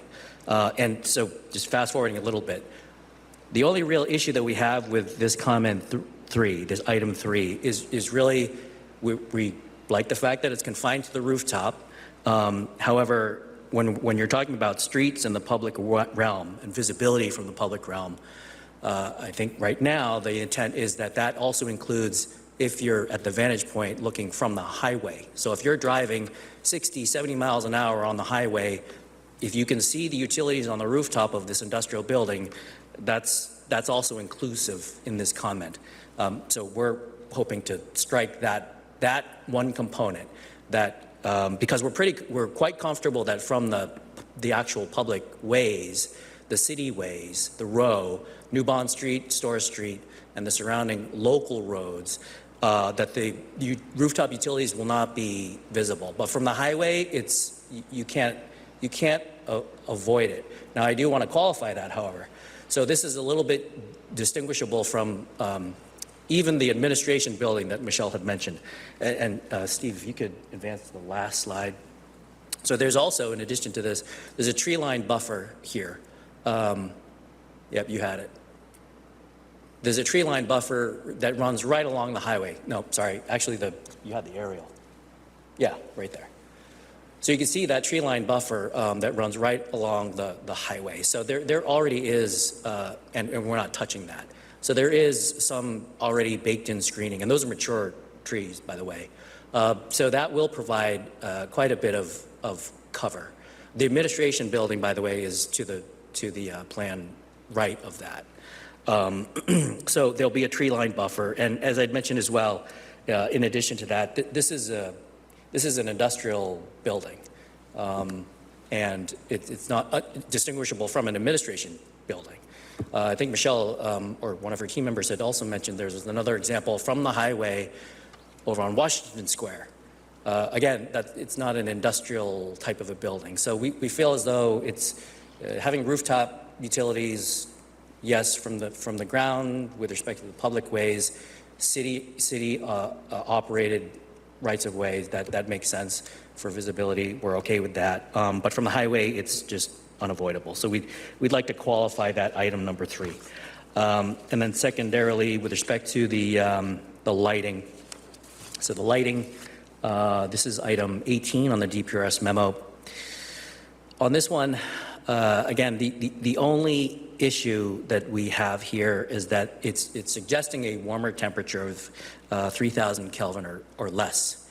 So certainly, and I've done enough projects where representing large-scale multifamily developers, large apartment, mixed-use projects, maybe even a business project that might have a commercial project that might be surrounded by residential properties, where 3,000 K or less is completely reasonable. Here, this is an industrial park. Yes, it's going to be advanced manufacturing. There's going to be other types of commercial users, but it's largely industrial. And we feel as though 3,000 is not actually the industry standard. So we actually looked into it. We spoke with the vendor. Keith spoke with the lighting vendor who prepared the photometric plan and the light location plan. And as what he was reminded of was that we did actually, in fact, agree to reducing the warmth of the fixtures. So the wall packs are going to be 3,000 Kelvin. Correct me. Is that right, Keith? That's correct. So with respect to the wall packs, those will be a warmer temperature.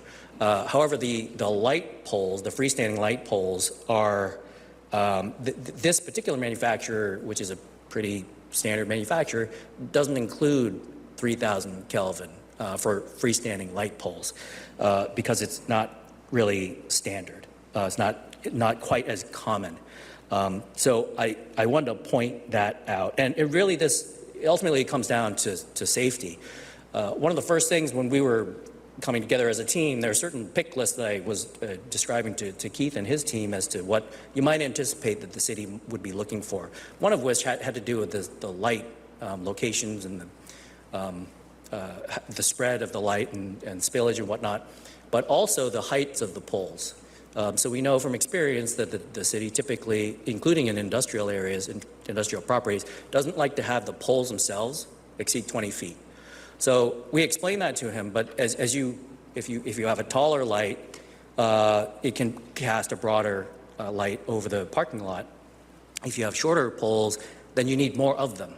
Same thing with the temperature. If the temperature goes down from 4,000 to 3,000, there'll be an inverse result that would cause more poles, which I also don't think probably the board would be really happy about if you have more light poles. Certainly it wouldn't be great for the designer because we'd have to relook at design with respect to where do we put these additional poles because now the light warmth is lower. So in our mind and Restaurant Depot, they have their standard for a lot of locations starts at 5,000. So we went to 4,000. We feel that that's reasonable. So that's what I wanted to say with respect to these two items pertaining to the rooftop and then the light warmth. But other than that, as I said, we've worked really closely with Michelle and her team, and we're in agreement with everything else. Okay, thank you. Unless there's any additional comment from staff or the applicant, I think we'll turn it over to public comment. If there's anyone in the room looking to speak on this item, come on up.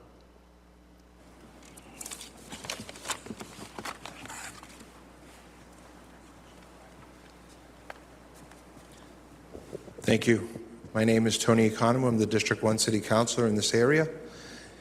As you are well aware of the importance of this development, Green Tech Park, for not just Worcester, but the north end of Worcester. This area here once produced many jobs, many family jobs there as well. So it's refreshing to see the WBDC and Saint-Gobain come together to bring this reimagined plan to us.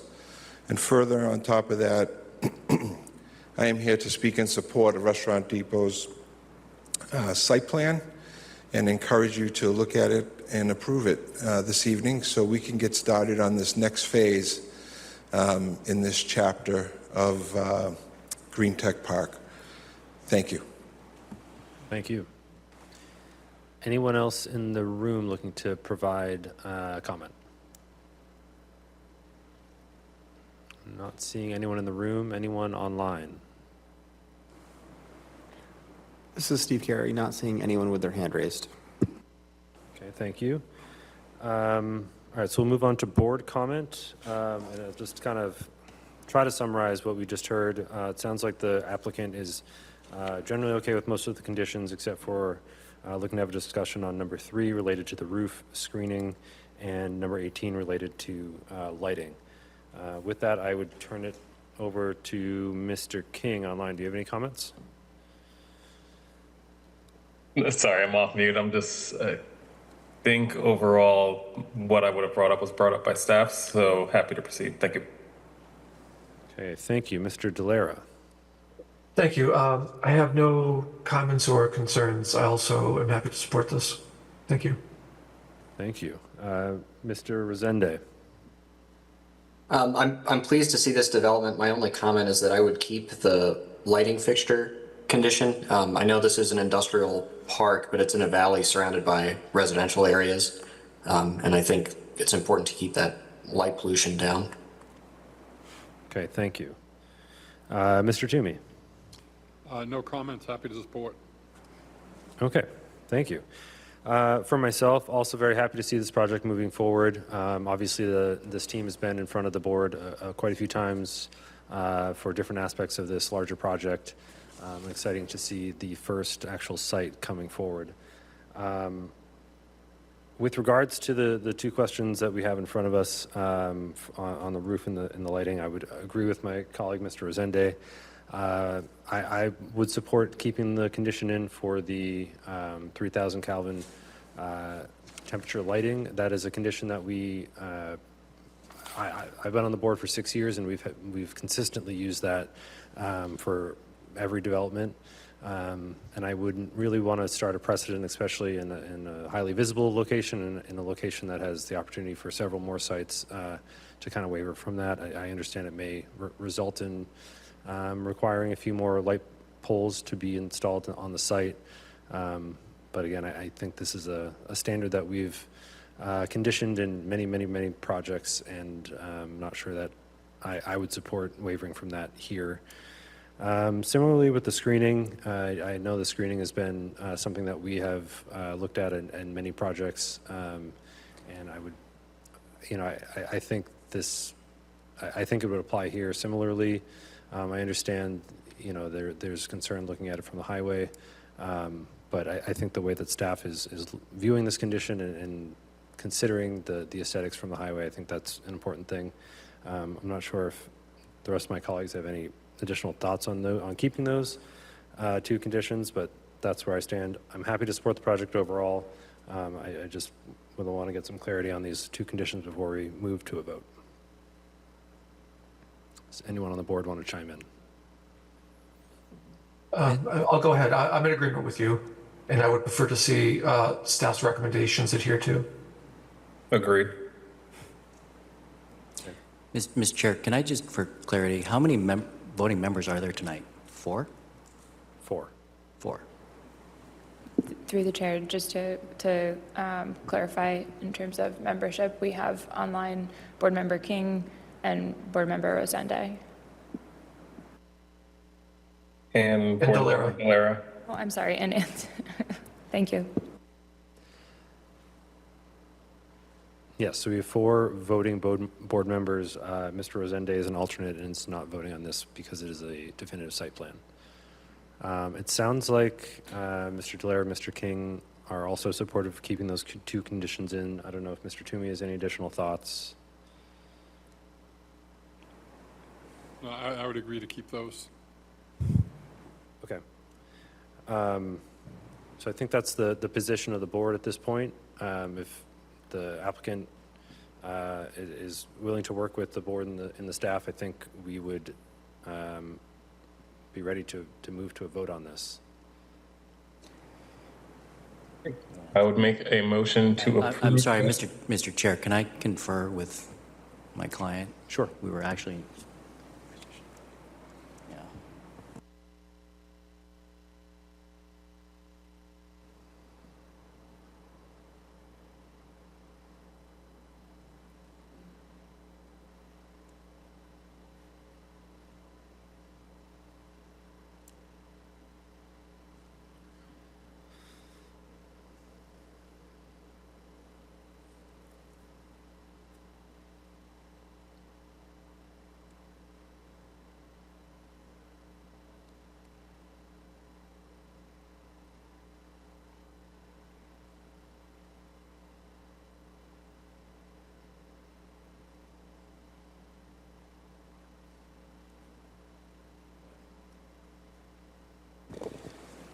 Thank you, Mr. Chair.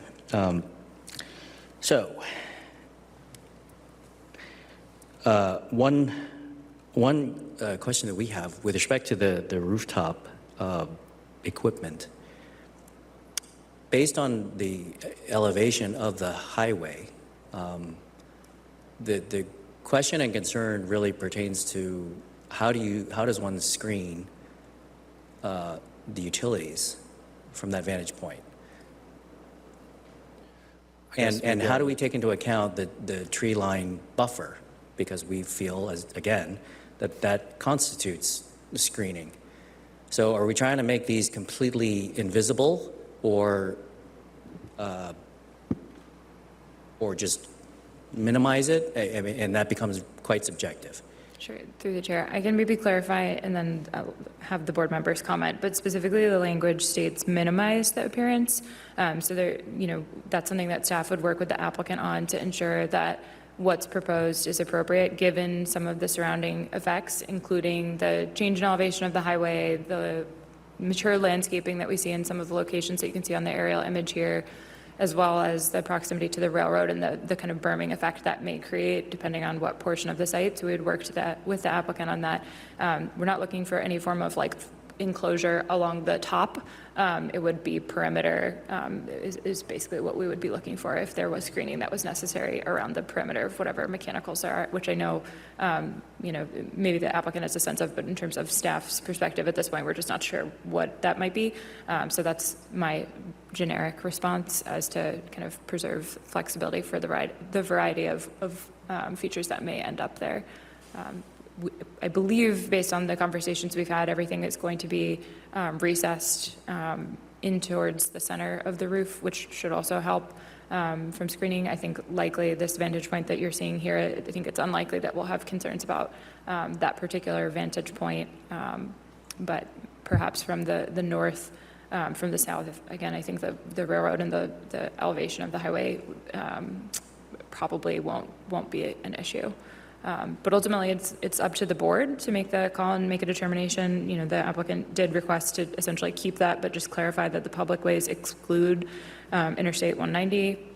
Again, if the board feels, it sounds like the board would prefer to keep this in, but obviously as this continues, if it's helpful to add language within the latter sentence, we can say that consideration shall be made relative to existing mature vegetation and the elevation of surrounding ways.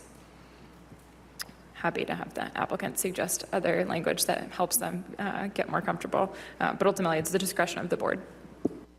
Okay, and I think the key word that you called out was minimize, which is in the condition, so I think that leaves some room. My read on that is that it leaves some room for flexibility. I think what staff is looking for and what the board is agreeing with is that we like to see some screening from the surrounding streets as well as 190. So I think if that can be accomplished in a reasonable way, it sounds like staff is willing to work with the applicant on that. I think that's what the board is looking for in the intention of the condition.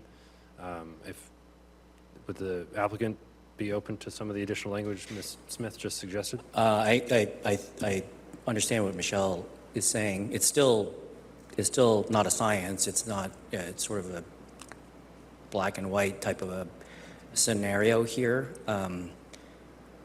Let me jump ahead if this makes any difference in talking with my client and Keith. They are willing to go. They are willing to allow for the warmer 3,000 Kelvin or less with respect to the lighting, which is not going to be necessarily an easy thing. As I mentioned, they're going to have to find a manufacturer who's going to have to look at the design, provide potentially more poles, locate those poles. It's going to have to go through Michelle's team. So it's not a small effort in that regard. Again, for an industrial site, which I think is pretty standard, you go to other communities, it's 4,000 Kelvin. And again, if you take one example, Restaurant Depot worked on the Brook Street project, the former movie theater site. That was directly across the street from a large-scale apartment building. We agreed to 3,000 Kelvin there for that one reason. But here it doesn't quite, I think, makes as much sense. However, notwithstanding, we're willing to agree to the 3,000 Kelvin. So going back then, with respect to the rooftop, given that, could the board be willing to allow, and it would be an easy fix with respect to item 3, that with respect to the rooftop, you could just simply qualify this language, equipment from abutting city public ways in the first sentence. And the next sentence, again, any rooftop equipment visible from surrounding city public streets. To confine it to exclude it from the highway. And I'm also thinking about this from WBDC's perspective, who I know that we are setting a precedent here. So, Mr. Chair, I appreciate that. And from your perspective, this is setting a precedent. You don't want to set a certain precedent. At the same time, as well, WBDC, they're thinking about their future advanced manufacturing operators who are going to be coming here. And now you do it here, you're going to have to do it for all the other ones, I'm sure. And I just know those are going to be larger sites. This is the small one here at the bend of the corner. This is the smaller lot, if not the smallest in this subdivision. So it's setting a precedent, and it's setting a negative one from WBDC's perspective as well. Absolutely. Hi. First of all, my name is Larry Cohen. I'm from Restaurant Depot. Most importantly, I want to thank the town for the support of the project, because that's the bigger picture. We've been looking in Worcester for years, and we finally found a great site. It's very exciting for us. So as Michelle can attest, we've had many conversations with them. They've had a lot of requests, extra trees, make the fence from steel to wood, and all of them to me made a lot of sense. They added cost to the project, but at the end, we have a better finished project. My concern here is we've screened equipment in the past, but we have somewhere between 6 and 8 rooftop units. And to me, it's just very subjective what screening means. Typically, when you walk by the site, you look up and can you see them? But when you're looking from an elevated highway, you're going to see everything on the roof. So as Michelle said, do you have to screen from all directions, from some directions, from the top? You said no from the top. It's just a very vague statement, and we really want to come into this town with a good relationship with the town, and we don't want to have something open-ended that we have to fight with. So that's my concern, and I've done that before, where you'd agree to something vague, and then down the line you have to figure out what it means. So I'd much rather kind of figure it out tonight, and everyone's on the same page, and we can go forward. If that makes sense. I think we're trying to be reasonable. And through the chair, just to clarify, typically, if we weren't considering things like vegetation, a screen for a rooftop piece of equipment that was visible from a vantage point, whether it's below or above, within the public realm, would typically comprise, the materials, something that the development team typically selects, but often we see folks select metal, some sort of perforated metal, and it typically is a, four-sided around whatever typically rectangular shape unit is on the roof, and it would just cover the four sides of the unit. So that's typically in the past. If a screen is necessary to prevent that from being visible, then that's typically what we would see as far as a specification that would come in on a plan. Again, if there's a diagram that's provided that shows that that's not going to be visible based on the other vantage points, one side of the enclosure could potentially be eliminated. I don't know if that addresses the concern. I also don't know if the board members share that perspective, so appreciate the desire to discuss to make sure the language is clear to everyone. But typically that is how we've interpreted that based on our understanding of the board's desires. Thank you, staff, and to the applicant for those comments. I guess I'd like to get the pulse of the board on this. Again, I think the board is overwhelmingly in support of this project, but just looking to get clarity on this rooftop screening issue. I guess for myself, the screening from 190 to me is actually almost more important than from the surrounding city streets, because there's limited, residential commercial uses in that area. And I think this new industrial park is going to be a gateway to the city, and I think visually that's a consideration for me, is the visual impact of this from 190. But so again, I think city staff was looking to make some adjustments to the condition to make it more flexible, so that it isn't a massive burden to the applicant, and if that's kind of the compromise that I would lean towards, but I would, like to hear from the rest of the board. I would tend to agree that I'd prefer flexible language on it. I can understand from the developer's standpoint that it is rather difficult to screen from an elevated point. And if they do have to go too tall, you get into structural difficulties as well. But I'm open to hearing from the other board members as well.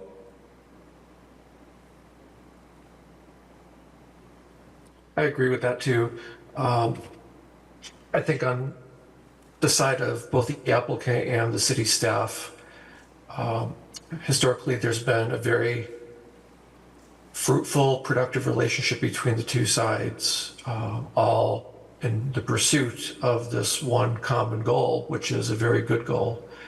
And so I think adjusting the language to provide the flexibility, but maintaining the need to have the screening from the highway must be maintained. And I think both parties could achieve that in the way it's being described. So that would be my preference. Thanks. Thank you. Mr. Resende or Mr. Toomey? Yeah, I've got nothing further to add on this that hasn't been said. Thank you. My curiosity is the height of the building, roughly, and the height of the trees that are on the highway. I know those might not be something that we had anticipated that you'd have off the top, but that I think would impact that. Again, personally, from my standpoint, driven a lot of highways, looking off the side of the road and seeing something on the top of the building doesn't necessarily bother me. I can see you're in the streets and you're very close to it in a neighborhood that might have an impact relative to that. But, you know, how much cover do the trees actually provide versus the, I didn't know if there's a Google view that we could be able to get a feel for that, what that would look like. And I assume the building's probably about the same height as a normal warehouse club would be? Yeah, I believe it's about 34 foot to the top of the building. Which again takes a pretty good angle to be able to see what's on top of the building. You got to be removed from it pretty well. Exactly, yes. And again, the comments earlier relative to the, you know, you get into high-tech manufacturing. A lot of the stuff they have to have for being able to, you know, exhaust stuff and that from buildings.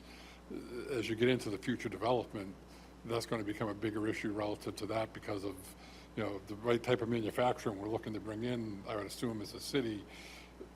Those roofs are going to become very populated because of that. And, you know, in some ways, you know, that's the type of manufacturing it is. And I would, you know, worry about the screening and the future implications that you set now versus, you know, when going by on the highway and how some of that's going to look.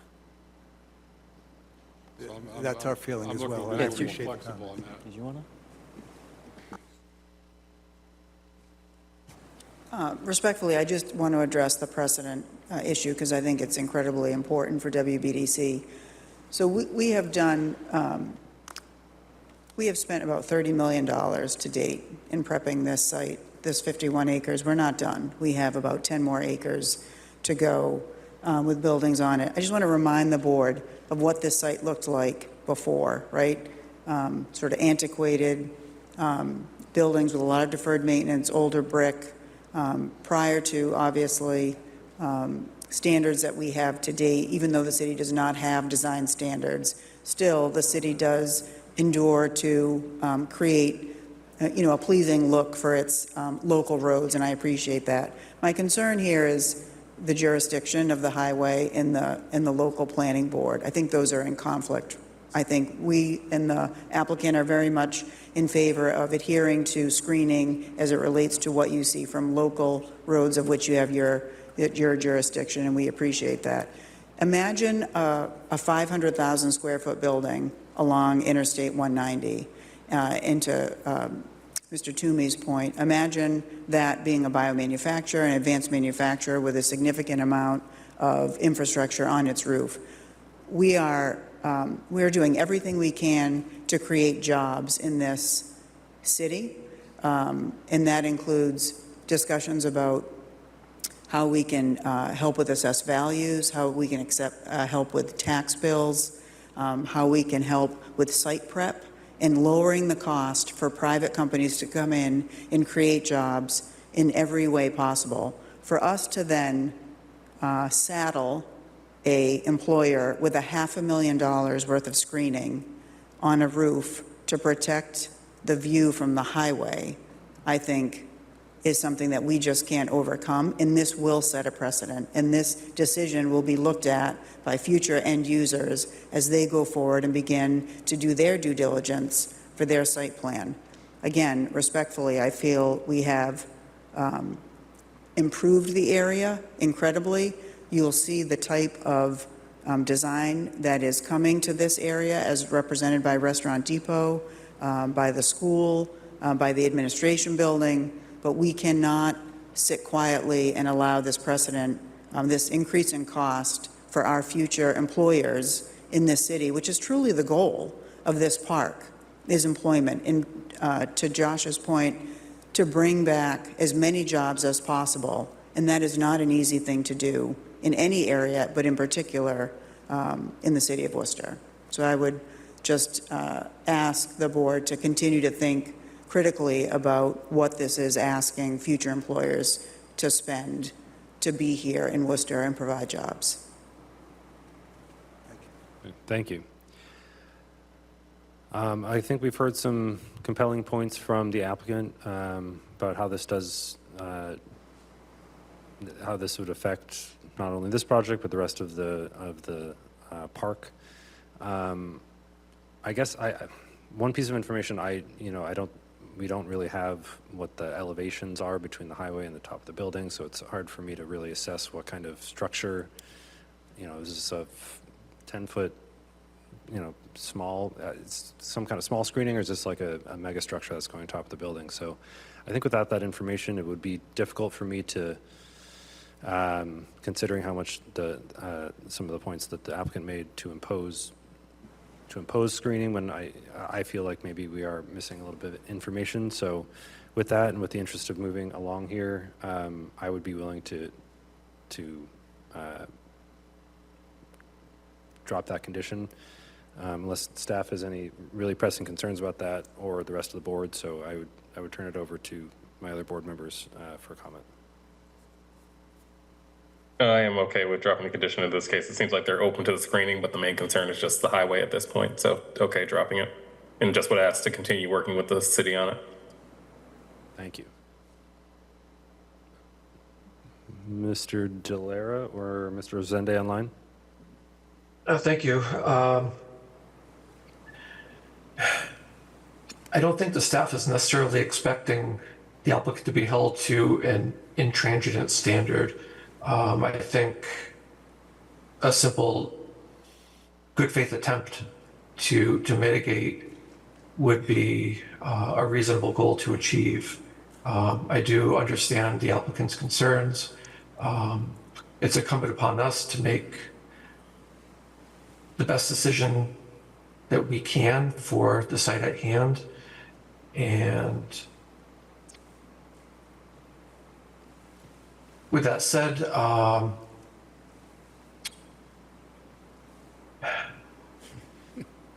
I'd be willing to forego that portion as well. Okay, thank you. Mr. Rosende? Yeah, I'm persuaded to remove that condition. Okay, thank you. And Mr. Toomey? Again, I agree that the screening, especially from the highway, is not necessary. Locally, what you can see on the street's a different story, but from the highway, I don't think it's necessary. Okay, thank you. Okay, you wore us down. We'll remove it from the highway. I think someone provided language to just have it seen from city streets, and Yes. you're comfortable with that? I appreciate it, Mr. Chair. Okay. We can run through the specific language if you'd like. Yeah, if we want to review that specific language, this is for condition 3. I think it would be adding language specifically for rooftop screening only from city streets. And yeah, we can just clarify excluding Interstate 190, just to be clear. I think because that was the concern that they had. That Does works too. Address that. Perfect. All right. Yes, excluding the highway. Yeah. Okay. I think with that change to condition 3, sounds like we're ready for a motion. Okay. I would make a motion to approve new business item number 4, subject to the conditions as mentioned in the meeting. Second. Okay, we've got a motion and a second. Mr. King? Yes. Mr. Delera? Yes. And Mr. Toomey? Yes. Myself is a yes. This is approved. Good luck. Thank you very much. Thank you again for everyone's support. We're very excited about the project. Thank you.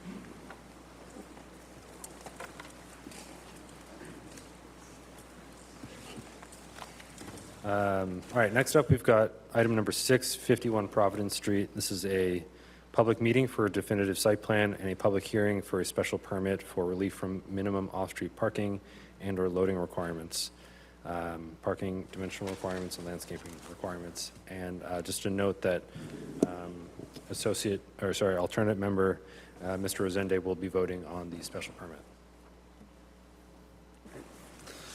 Good evening, Mr. Chair, members of the board. My name is Matt Eckel. I'm an attorney with Fletcher Tilton on behalf of the applicant, Mr. Joseph Gallagher, who's here with us this evening. Also joining us is Mr. Nick Dewhurst from Bowler, Mr. Luke Beck from Cube 3, the project architect, and Mr. Sean Kelly from Chapel Engineering. We're before you tonight with a presentation seeking to erect a new 5-story residential building with 50 units and 50 parking spaces. The project is considered an eligible development and will create much-needed new housing units, including 5 affordable units at 60% AMI. It'll also allow for improvements to stormwater management, a decrease in impervious area, and new landscaping.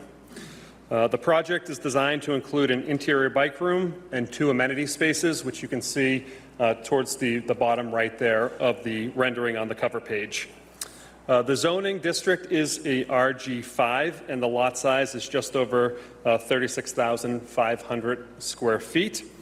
In terms of the relief we're seeking, we're looking for approval for the site plan from the board, as well as a special permit for modification of parking, loading, and landscaping requirements. Just to go a little bit further into those details, we're seeking a waiver of the requirement for the 2 loading spaces that would typically be provided. However, I would point out we are proposing a pickup and drop-off spot in close proximity to the front door for Ubers and deliveries and the like. We're also seeking a waiver for the requirement for a tree every 20 to 25 feet. I would note we are still working to provide that, but in working with staff, we are keeping that request in case there's any problems with feasibility in that moving forward. We're also seeking to reduce the drive aisle from 24 feet to 22 feet. That is somewhat of a late development, and what that allows us to do is increase our landscape buffer to 5 feet. So that was actually a suggestion from staff looking at this proposed site plan here. It's in the top left, kind of traveling left to right on the page. We would be increasing that landscape buffer from about 3 feet to 5 feet, but that eats into the drive aisle a little bit, so that's why we'd be reduced to 22 feet, which still should serve vehicular movements adequately. So we're fine with that change and are in agreement for requesting that. And finally, a reduction of parking. As mentioned, we're proposing 50 parking spaces for the 50 units for a 1-to-1 parking ratio, and we're requesting this in connection with our submission of a TMP plan, as well as a special permit through the board. Just to give a little background, we did previously receive a variance from the ZBA for the front yard setback. So looking again at this screen, going from the top to the bottom of the page on the left side, we are proposing a 6-foot front yard setback, which is a variance from the normal required 15 feet. Just to give again the background, this allows us to have more parking in the rear, as well as a larger usable open space for the future residents. So this was already approved by the zoning board. To give a little bit more background on the site, and if I could ask just to switch back a couple slides to see some of the aerial views. There's currently a 3-story structure. Yeah, we can go back one more the other way. Yeah. So kind of center page right there is the existing 3-story structure with a garage towards the rear. You can see this is at the corner of Providence Street and Harrison Street. Outside of that building, the lot is predominantly and almost entirely a paved parking lot that formerly served that 3-story structure. The lot is accessed off Providence Street. This will continue. However, we are shifting that curb cut away from the intersection a little bit. This site is ideally located. It provides access to multiple forms of transportation, as noted in our transportation management plan, which was created to outline these various forms of transportation for future residents and visitors. This includes those 50 on-site parking spaces, bike storage, both inside and out, with the majority of that being located within a dedicated bike storage room, which is accessed directly off Providence Street, and you'll see that when we get to the floor plans. We're also in close proximity to both bus stops as well as Union Station, and as mentioned, we do have the pickup and drop-off space for deliveries and ride shares and the like. The building design, which Luke can speak to a little bit further, does read as you can see here in the elevations, as a 5-story building. As you move kind of down from Harrison Street towards Providence Street, there is quite a grade change. So the main entrance, as well as the lobby and the bike storage room, are all kind of plan bottom left there. I should say the top elevation, but towards the bottom left of that elevation. So we've worked on some additional glazing there, as well as architectural details to make that really an active and welcoming lobby and entrance, and really improve upon the streetscape. As you head up towards Harrison Street, you can see the change in elevation. The parking garage gets essentially buried, so it's below grade as you move up towards Harrison Street, and then you'll see at the corner there is where our 2 amenity spaces are located. And this was specifically done to really activate that corner of Providence Street as you wrap around Harrison Street.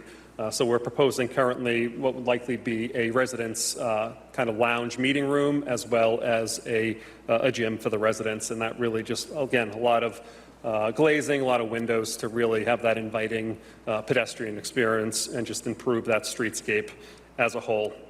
Of the 50 parking spaces, 28 of them, if we can go to maybe back to the floor plans, 28 of them will be in that interior garage.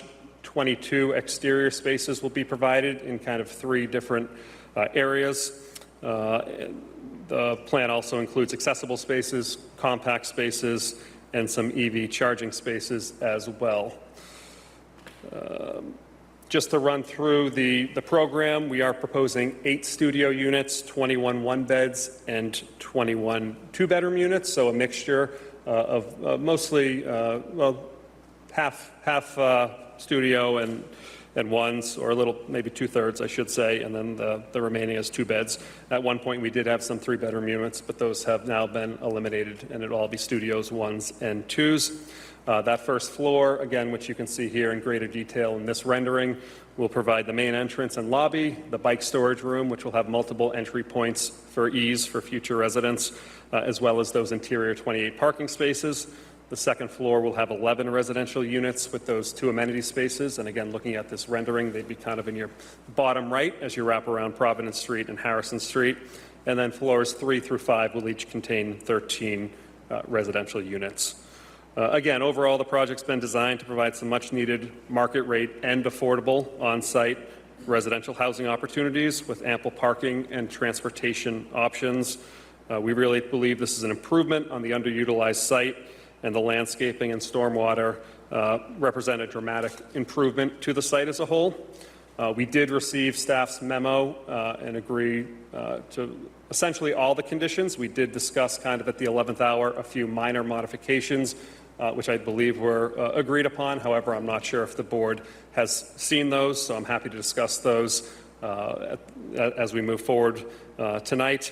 And finally, for the record, I would request the waivers as outlined within the staff memo. With that, I'm going to turn it over to Nick Dewhurst from Bowler. He can, if we can go back to the site plan, he can dig a little deeper into site circulation and how the site was designed. And then briefly, we'll turn it over to Luke for a few additional architectural details. Thank you. Thanks, Matt. Again, for the record, Nick Dewhurst with Bowler. So apologize if some of the stuff that I'm going to mention is a bit repetitive. I think Matt did a great job covering most of it. But so as Matt mentioned, this is a 5-story building. In footprint, it's about 12,700 square feet. So it results in about 63,000 square feet of gross floor area. Parking, as Matt said, there are 50 total spaces, 22 of which are surface parks, meaning they're exterior to the building. And then the remaining 28 are within that garage area that's sort of the ground level of the building. We're also providing 5 EV parking spaces, along with 3 future EV-ready parking spaces. And we're also providing that interior bike storage room that Matt hit on, as well as some exterior bike racks sort of to the northeast corner of the building. Access is relatively straightforward. We're providing one two-way full movement driveway at the northwesterly corner of the property. From there, it's just sort of two-way circulation, kind of loops around the site into the garage, where the garage is also two-way. There are multiple direct pedestrian connections, both from Harrison and Providence Street, that bring you to the different entrances throughout the building. One thing that I think is important to kind of paint the picture of here, and I think the renderings do a great job of it, but with the elevation change here being about 20 feet today from sort of the northerly point to the southerly point of the site, it takes getting a little creative with the grading. So the site sort of, I'll say it's kind of tiered in the sense that there's sort of a lower tier and an upper tier. So if you can imagine, the parking is sort of at that lower tier, and then at that upper tier is there's sort of that amenity area.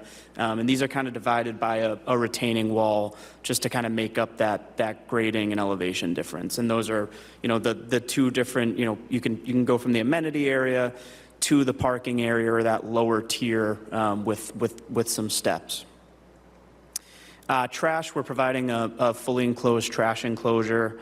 We're also providing, from a landscaping standpoint, a significant amount of new landscaping, numerous plantings throughout the site, and a few kind of specific areas I'd like to highlight are a row of arborvitaes between the sidewalk and the building along Providence Street, and then street trees along Harrison Street.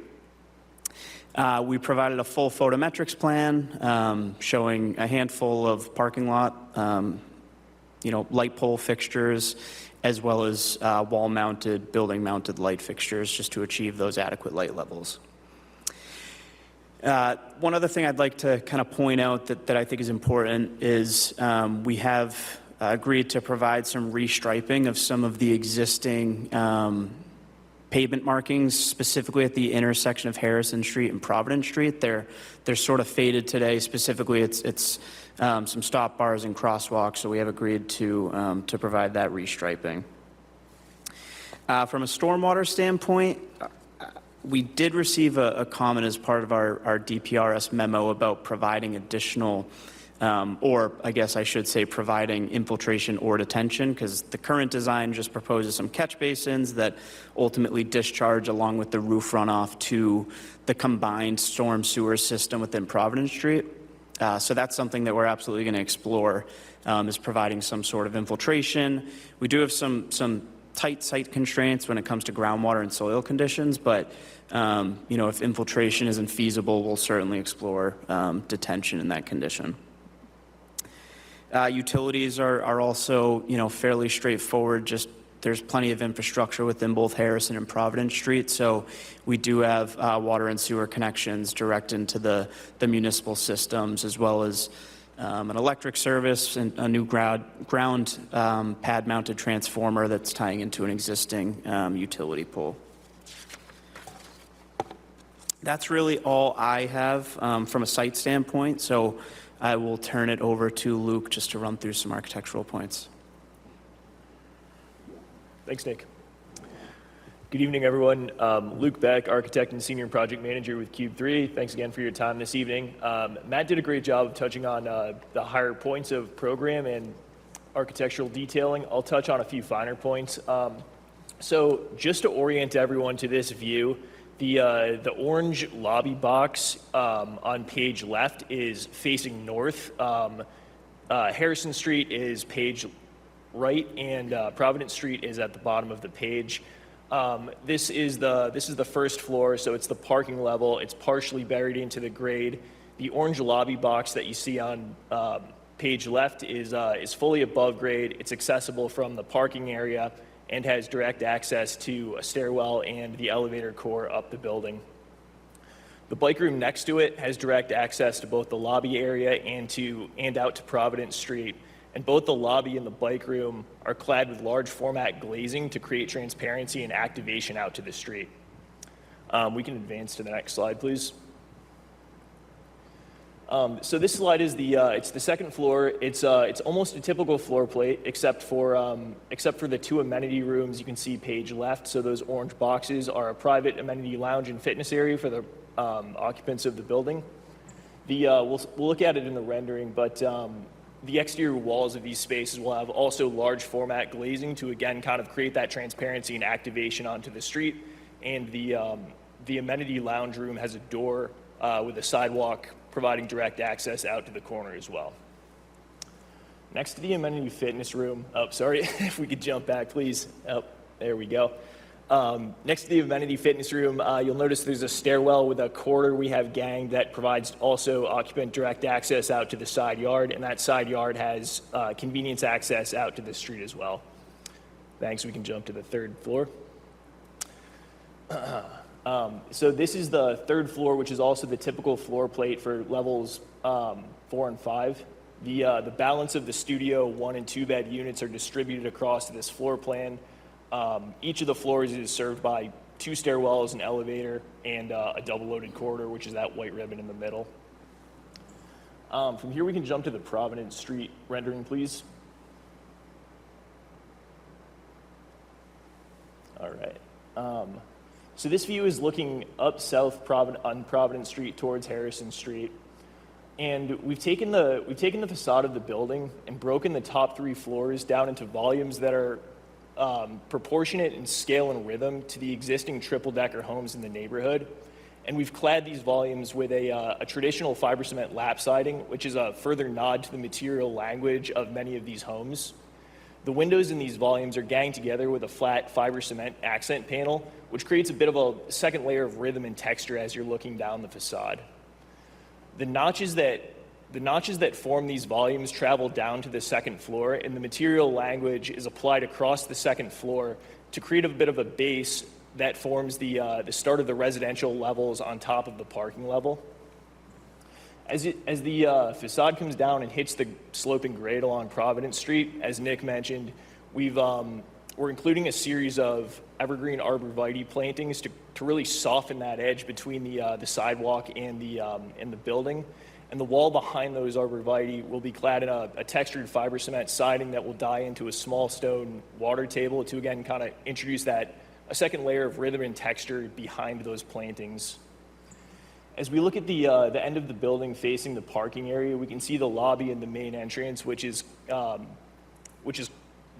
exterior wall is clad with a large format glazing that wraps around and passes the bike room as well, which we feel really, again, creates that theme of transparency and activation out to the street front. We're exploring the idea of including some large format super graphics with bike themed art on the walls of the bike room. So as the passerby is looking in, they can really engage with the program in that space.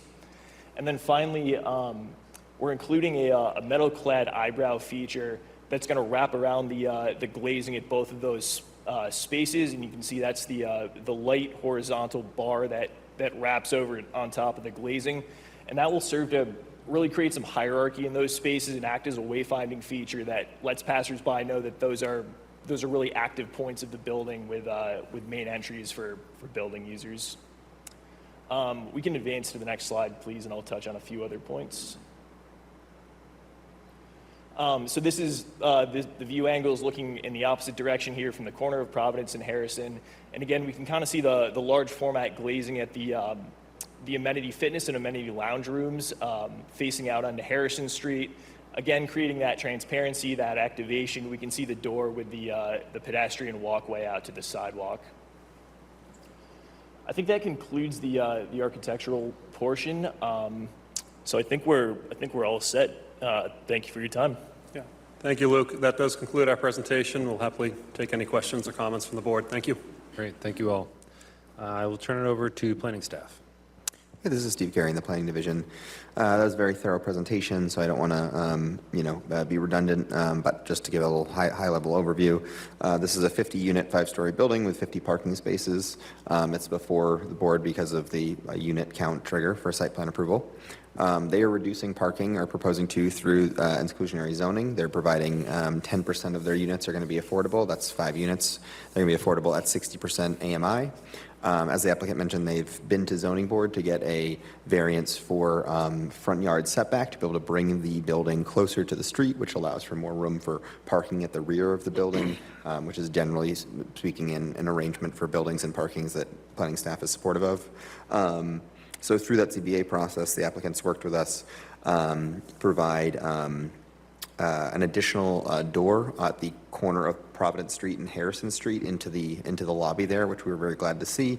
As pedestrians might use the site, they might be accessing Gaskell Field or the WRTA stop that's on Providence Street south of the building. So glad to see that residents of the building can come and go through that door now. They've also provided additional glazing down by at the northern corner of the buildings. We're very glad to see that. Attorney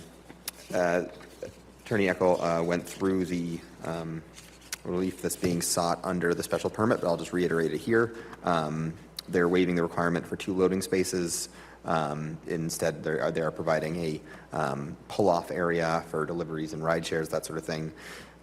They're seeking to waive the landscaping requirement to have trees every 20 to 25 feet on the northern parking buffer, northern landscaping buffer. They are, we do have a condition of approval that basically those trees should be provided unless demonstrated not to be feasible, just because of site constraints or sight lines.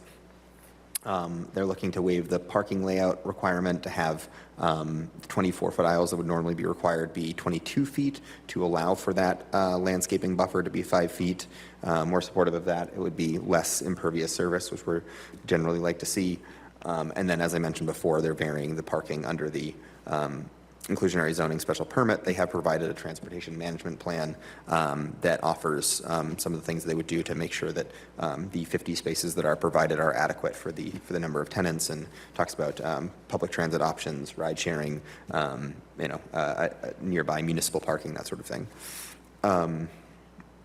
So I guess there was a couple of, I also did want to mention the applicant has, and if the applicant could touch on what might be possible for stormwater detention. That's something that they are overall reducing impervious surface on the site from what's existing, but just given the increase in wastewater that's going to be produced by 50 dwelling units, and the fact that this flows into the combined sewer overflow that's in the Providence Street right away, we'd love if the applicant could just comment on the feasibility of providing stormwater detention, if not infiltration. And then with regards to a couple of conditions of approval that I know that the applicant was looking to have tweaked, and staff is supportive of these tweaks. For the special permit conditions of approval, condition 5 with regards to the charging for at least 8 e-bikes and scooters within the bike room. We just want to add the caveat, provided this is acceptable to Worcester Fire Department. Just my understanding is that fire departments can be sometimes a little bit, tentative about EV, not EV charging, but electric charging for bikes and scooters. So again, adding the caveat, provided this is acceptable to Worcester Fire Department. And then under the definitive site plan, there's a very sort of the mirror condition of approval is condition G. So again, also adding that language at the end of it, provided this is acceptable to Worcester Fire Department. And then condition M, with regards to providing outdoor furniture for the rear amenity area and details for them. The applicant stated that at this stage of sort of the development process, they really don't quite know what that outdoor furniture is going to look like and are hesitant to commit to it. So I guess there's a couple options here. One is they could either add the language, provide sample outdoor furniture, so that, demonstrates a commitment to providing that, but doesn't lock them into a particular spec. Or condition 1M could be moved to prior to issuance of building permit, which would be a little bit longer further down the development process. So I'll leave it to the applicant to state which of those options they'd prefer for 1M, and then, as I noted, the addition of provided it's acceptable to Worcester Fire Department to condition 5 and condition of the special permit approval, and then condition 1G of the definitive site plan approval. And that's all I've got for comments. Okay, thank you. Before I turn it back to the applicant. Just want to check if DPW had any additional staff comments. Leslie Rodriguez for DPW. DPW will require for the applicant to pave Providence Street from full width to cover all the utilities. Thank you. That would be all. Okay, thank you. Does the applicant want to address, I think, any questions or comments from city staff? I think particularly there's a question about stormwater and infiltration. Speaking to the condition relating to the furniture, I think we would take option one, the sample, provide a sample of typical expected furniture to be used. And then in terms of stormwater, Nick, I don't know if, I know you touched upon it briefly in your presentation, but I don't know if you want to reiterate. Yeah.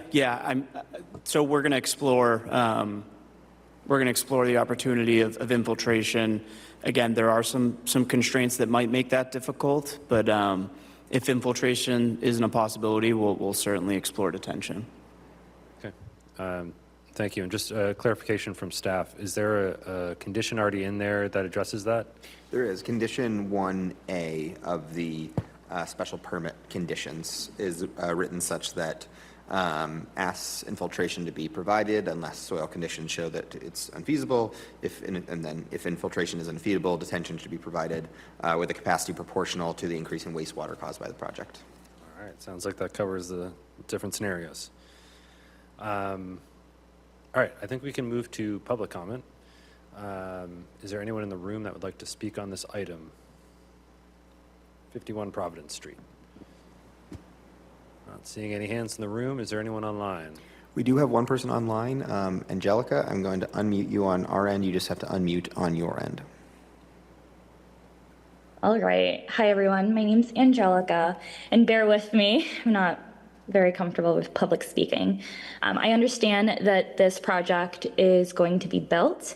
I just wanted to share the impact that it is going to have on our community. We are a resident and owner of a unit directly adjacent to this proposed plan, and I'm not sure if the developers have visited or spent time in this area. Currently, the site is being utilized by the community for various things, mostly extra parking. Parking in this area is very limited for the current residents as is. Additionally, the church located on the corner of Waverly and Providence also utilizes this lot for services. So as a community, we're greatly concerned about the impacts that it's going to have. In terms of congestion, we're incredibly concerned with just safety, public safety. The intersection of Harrison and Providence is dangerous. There has been multiple times where there have been close calls. Multiple cars have ran the stop sign. While I think it's lovely that the developers are offering to paint the crosswalks, I think much more will be needed to ensure the safety of the public. Especially with the influx of cars and of people. Overall, it seems as though this project will unfortunately stand out, like in comparison to the other buildings in our neighborhood. The glazing is pretty, but it's going to take away from our character. And it seems as though this project is just simply too big for the space that it is on. I just wanted to share those comments. Sure, thank you. Is there anyone else online? No one else with their hand raised. Okay. I think with that, we can move to board discussion. I'll turn it over to Mr. King.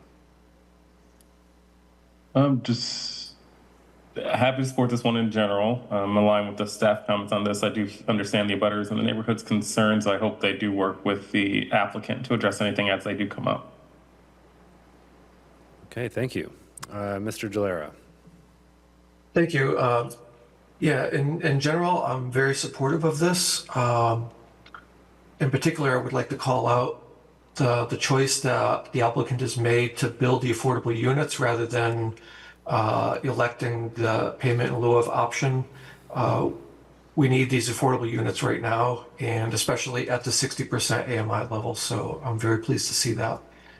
Regarding the abutters comment, I understand it. I appreciate the challenges there, and I wonder if this might be a candidate for the installation of a traffic signal. Kind of a general rhetorical question, but it's something that could be taken up as a request to, I believe, Department of Transportation and Mobility or petitioning City Council. Thanks. Okay, thank you. I think you bring up a couple good points there. Mr. Resende. No comment, thank you. Good, thank you. Mr. Toomey? Yeah, one question I have relative to the parking. Once we get snow in the winter, are there accommodation that those outside spaces, nothing is lost due to snow, and how is that going to be handled? Yeah, so there is a relatively sizable landscaped area kind of off where those EV parking spaces are. So I believe the idea is that there would be snow storage in that area, with the understanding that, you know, if the site gets to a point where there's no more capacity for snow, then that would need to be dealt with and likely hauled off site. Again, I understand it's a really tough neighborhood for parking one-to-one on that, but if you lose them in the wintertime, it's even worse for that. I'm going to support the project. I think it's great, and, you know, adds added housing. Great, thank you. For myself, you know, looking at both, we have a definitive site plan and a special permit application. For the special permit request, I have no concerns, happy to support it. Same with the site plan. I really appreciate the time that the applicant put in to some of the design of this, of the site, particularly some of the glazing and activation along the storefront, the siding of the building right along the street. I appreciate the abutters comments, you know, regarding parking, and hopefully, if there is any traffic concerns that result from this project, they can reach out to the city DTM and their counselor, as Mr. Delera said, to get those issues addressed. But I actually think that the size and scale of this project, while a little different from the kind of traditional triple deckers in this area, it kind of fits in that almost middle-sized multifamily housing that the city is really looking for. So I think this is a really important project, and I think it fits well on the site. So I'm happy to support it. It doesn't sound like we have any outstanding discussions on the conditions other than changes to 5 under the special permit and 1G and 1M under the design and site plan, or the definitive site plan. So unless there's any other discussion from the board or any other final comments or concerns from the applicant, I think we might be ready for a motion. I'd make a motion to close the public hearing. Second. Motion's been seconded. Mr. King? Yes. Mr. Delera? Yes. Mr. Resende? Yes. Mr. Toomey? Yes. Myself, yes. And maybe we take these votes separately. If Mr. Resende, you will be voting on the special permit, but not the site plan. Right. I make a motion to approve the special permit for item number 651 Providence Street, subject to the modifications mentioned by the chair. Second. Thank you. Mr. King? Yes. Mr. Delera? Yes. Mr. Resende? Yes. And Mr. Toomey? Yes. Myself, yes. The special permit is approved. And I make a motion to approve new business item number 651 Providence Street, the definitive site plan subject to the conditions as discussed. Second. Motion's been seconded. Mr. King? Yes. Mr. Delera? Yes. Mr. Toomey? Yes. And myself, yes. The definitive site plan has also been approved. Thank you and good luck. Thank you very much. Thank you.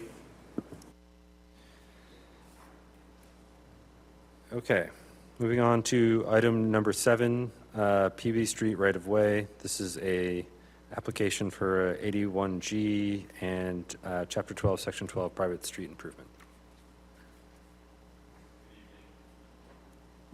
Good evening. Mike Andrade, Graves Engineering. Also with me tonight was the owner applicant, Rod Haddad. He had a family emergency and had to leave, so I apologize for his absence. We're before you tonight for some work in public and private ways associated with a project at 2 Northborough Street. Briefly, the project is a rehabilitation of the site. It contains an existing approximately 3,000 square foot building on a quarter-acre parcel. The building's been vacant for a number of years and is going to be converted into a restaurant. Mr. Haddad will be moving his business from Shrewsbury, where he's been operating successfully for many years, to this site. So along with the building improvements, we're improving the site by adding more parking. There's really 1 or 2 parking spaces on the site now. Again, it's been vacant for many years. Creating new curb cuts, landscaping, utilities, lighting, etc. The application before you tonight is for the improvements within portions of Plantation and Peabody Streets. In particular, the work there is including concrete walkways in Plantation, one of which will house 2 bike racks, which we weren't not able to accommodate on the site. So we've coordinated those with DTM. A walkway extension along Peabody Street connecting the Plantation Street walkway to the proposed curb cut on the site. And some landscaping improvements in this sort of triangle area between the sidewalk and the building where it's just grass now. So that is the work as part of this application. I'm happy to go into more detail if you like. All right, thank you. With that, I'll turn it over to city staff. Sure, through the chair, Michelle Smith in the Planning Division again. So this is a Chapter 12, Section 12 review through the Planning Board. So you are reviewing the adequacy of the surfacing, grading, and drainage that's proposed within the private street. The public street is up to DPW to review, but you have the pleasure of reviewing private streets. So in this particular instance, we're looking at Peabody Street, which is a 40-foot right-of-way layout with about a 24-foot wide improved curb-to-curb paved, no sidewalk. The applicant is proposing to extend a sidewalk along the frontage on their property over to where their driveway is proposed to the south. And so that is a cement concrete sidewalk with vertical granite curbing per city standard that is along the site. It's about 60 feet or so of sidewalk. And then the remainder of the area is either within the public realm or essentially will be restored to the condition that it is upon completion of construction. We have recommendations for conditions of approval on page 2 of 3. I will just note that at the time we issued this, which was on Friday, DPW had not provided a comment letter. We got that on Tuesday, and so this doesn't actually reflect those updates. So I'll just recommend that you include the condition that is outlined on the July 13th DPW memo related to the water main. They're looking for this information on the plan, which may be already on the plan or will be related to, but they just want to make sure. It looks like it's a 1950s era service, so they're just looking for that information to facilitate the development that the client is proposing. Happy to answer any questions. Thanks. Great, thank you. I'll turn it over to DPW to see if they have anything more to add. Leslie Rodriguez for DPW. We don't have any additional comment for this at this moment. Thank you. Okay, thank you.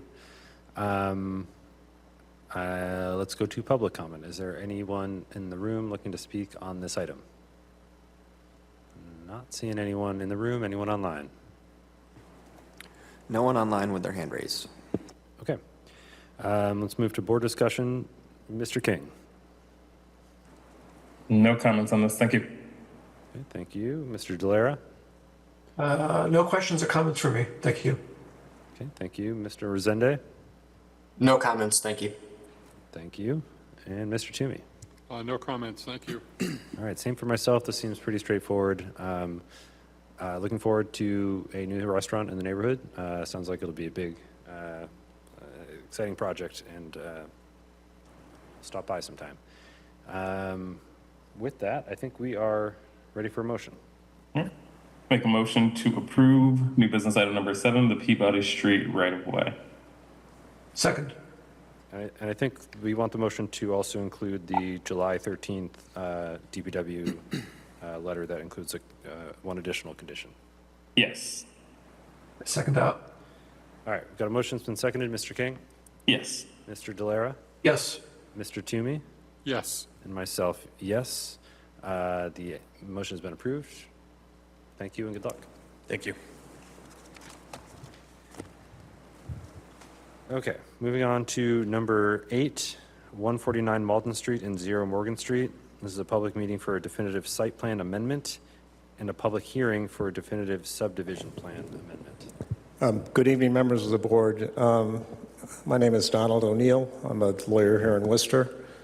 Here this evening on behalf of Loring Enterprises in connection with the request that we've made to amend the definitive subdivision plan and the definitive site plan that were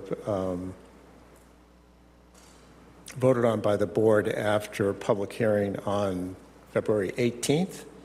And basically the gist of the request is that we're seeking, with respect to the subdivision decision, the imposition of a requirement in the decision which requires that the applicant construct the curbing on the project and the sidewalks in compliance with city specifications, which are different than the board's own subdivision rules and regulations specifications. And the specifications, as I understand it, that they're referring to are the Department of Public Works standard construction specifications, which actually are intended to apply to public works projects that are put out to bid. And it's a requirement, it's intended to inform applicants or who are going to be bidding on projects what the requirements are. I don't believe there's anything in it specifically which in any way relates to subdivision control. There's certainly no provision under subdivision law which delegates the authority to adopt specifications for the rules and regulations of the planning board by the city council. There is a procedure under which, under Chapter 4181Q, which provides for the adoption of rules and regulations, and it does require a public hearing with notice. And I couldn't help but notice that you have that on directly after this hearing. And the subdivision rules are to be established by the planning board, not the city council. And in that regard, there are a couple of objections that we have that relate to, firstly, relate to the berm to be installed in the project, and also to the requirement of cement concrete sidewalks as opposed to the bituminous concrete sidewalks that we had proposed. The second part of the application that we filed was for amend the site plan, and that one is a little bit more, I think, maybe straightforward in that the request that we're making there is a provision which was included in the recommendations made by planning that the applicant be required to pull all of the houses forward to the maximum extent possible in conformance with setback requirements. And I did, in anticipation of this meeting, I did review the meeting on the 18th.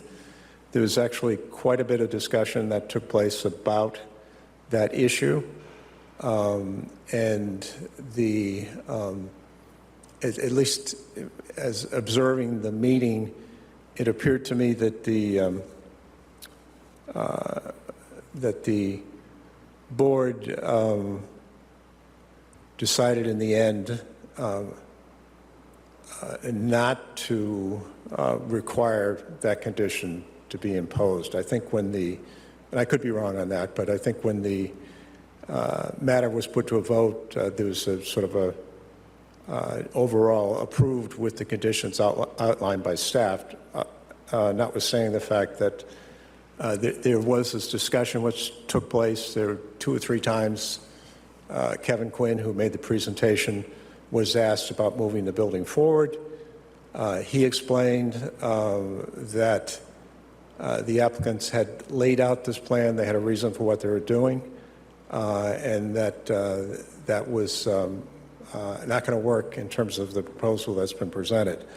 One of the things we did look at is there are 13 lots that are in this location. 7 of them already are pulled as far as it could possibly be forward in conformance with the setback requirements. And those 7 are actually set back fairly far from the road. So if you were to pull them forward, there are 6 that could be pulled forward, slightly more. 3 of them are at the end of the cul-de-sac, which already have minimal front yards. If you pull those closer to the cul-de-sac, number one, you're going to expose the people living in them to a much smaller front yard, and also I would say probably headlight traffic from people using the cul-de-sac to turn around that would be raking the front of their house. So those are 3.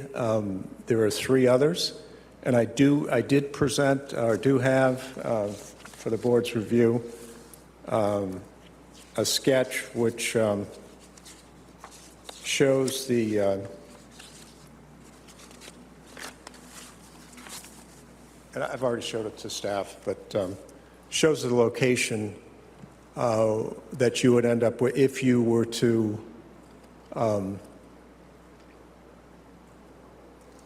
pull the other 6 forward. As you can see, there's one like coming in. Sorry, looking at just a real quick clarification. Would the board members online have this? No. Okay, can you maybe describe it for the board members online? Pardon me? I don't think the board members online have access to this. Okay. Just maybe. Yeah. All right, well, then I'll just describe by looking at it. Okay, so I just described what you would have with the cul-de-sac at the end of the street. Those are already closer than any of the other houses to the street, and shifting them forward even closer would, I think, be a little bit odd. Looking also at the project, on the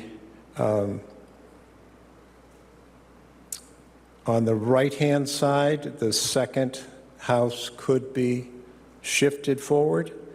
However, if you were to do that, the 2 houses on either side are set back, and what you would end up with is they would be looking at the back of the other house into somebody's backyard, which is more typically, I think, a private area for the residents who would live there. You've got the same situation on the opposite side of the street, where the 3rd lot in could be shifted closer to the road, and that would have, again, 2 buildings behind it.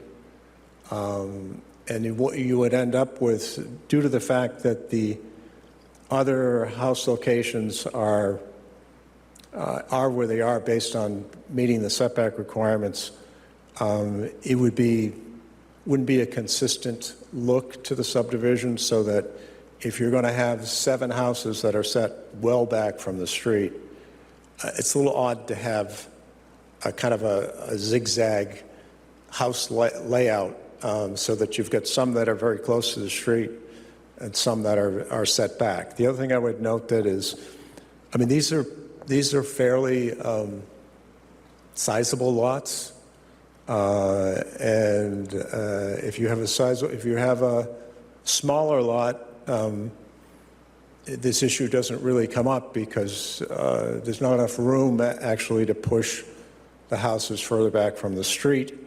In this case, the overall outcome of moving these forward as shown on, as described and shown on a sketch that we had prepared, which I understand the public doesn't have access to.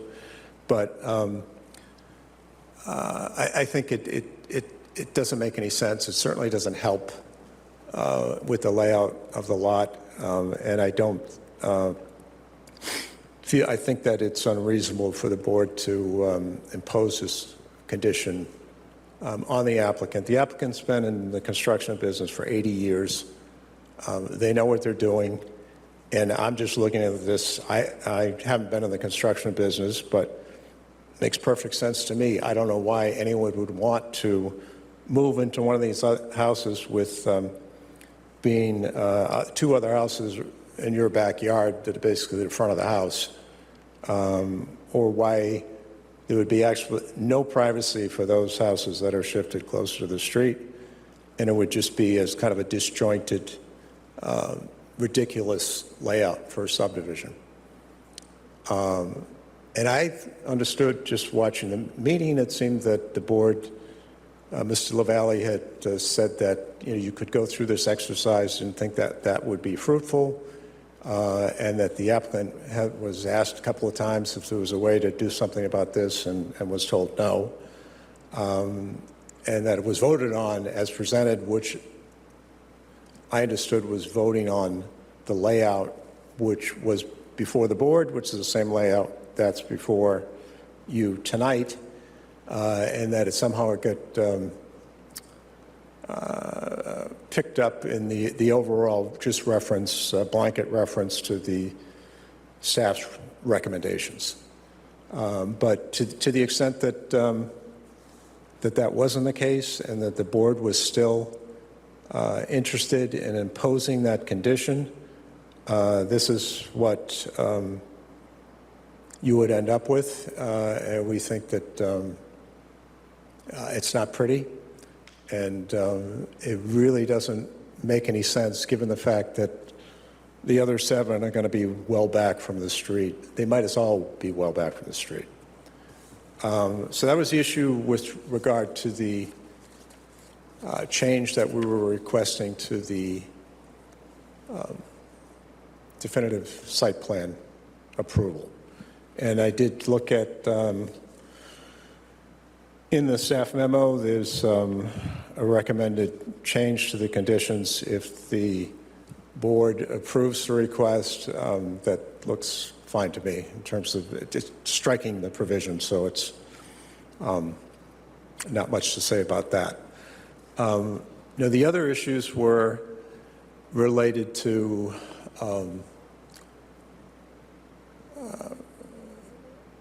the sidewalks to be installed. And the applicant, the plan that was before you on the night that you heard it, did in fact show asphalt sidewalks.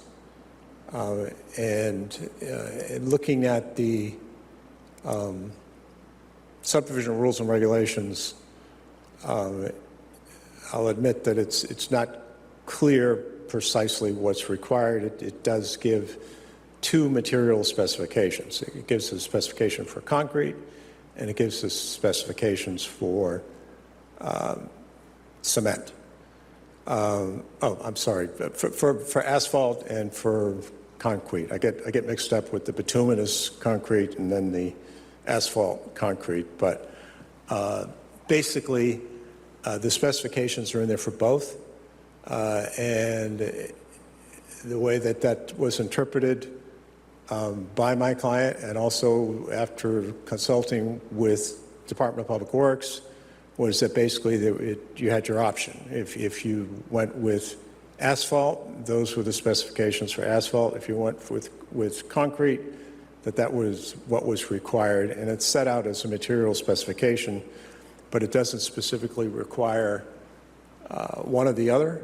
But I guess the point would be if asphalt sidewalks aren't allowed, why are the specifications included in your subdivision rules and regulations?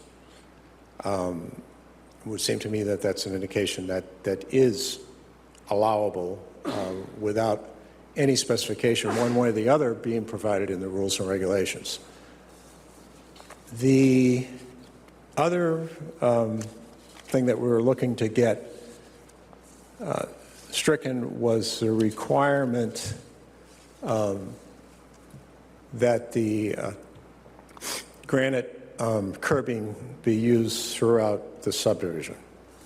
And in this regard, I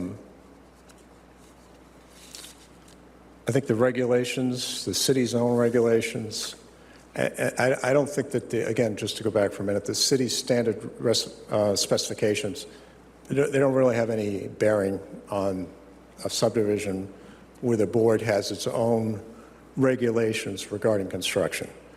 But the provisions under the board's own rules and regulations, and I do have copies. I'm not sure if you've looked at those, but I've got the, and I know there's only two of you here too, but the regulations, and they're pretty short, so we can go through them. But the, in doing that, if I ask you to look at H. And I think just to clarify for the board members online, we're looking at the board's subdivision rules and regulations related to curbing of Which on roads. page 56 and 57. And if you could just take a minute to look at that,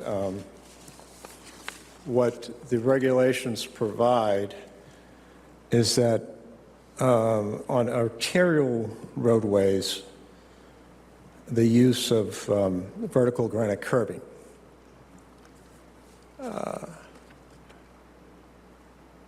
And on the next page, under berm, it says residential collector and residential roadways. Worcester standard berms shall be utilized for both residential collector and residential roadways. In the memo from staff, which you have, on page 5, there's a discussion on this point from staff, which I'd like to take a look at because I'd like to take exception with a couple of these provisions. But if you look at the bottom of page 5, it says curbing materials, subdivision outline, regulations outline 2 construction options for sidewalks, Worcester standard berm, and vertical granite curbing per section X 10H. Regulations differentiate between 2 types of roads, establishing an arterial where granite curbing is required, and residential streets where Worcester standard berm is specified. That seems to me, if you would look at the wording of decision, I think there's no distinction between specified and required. And first of all, the requirement, if you look under vertical siding, doesn't say granite is required. It says that curbing is required on both sides of the street.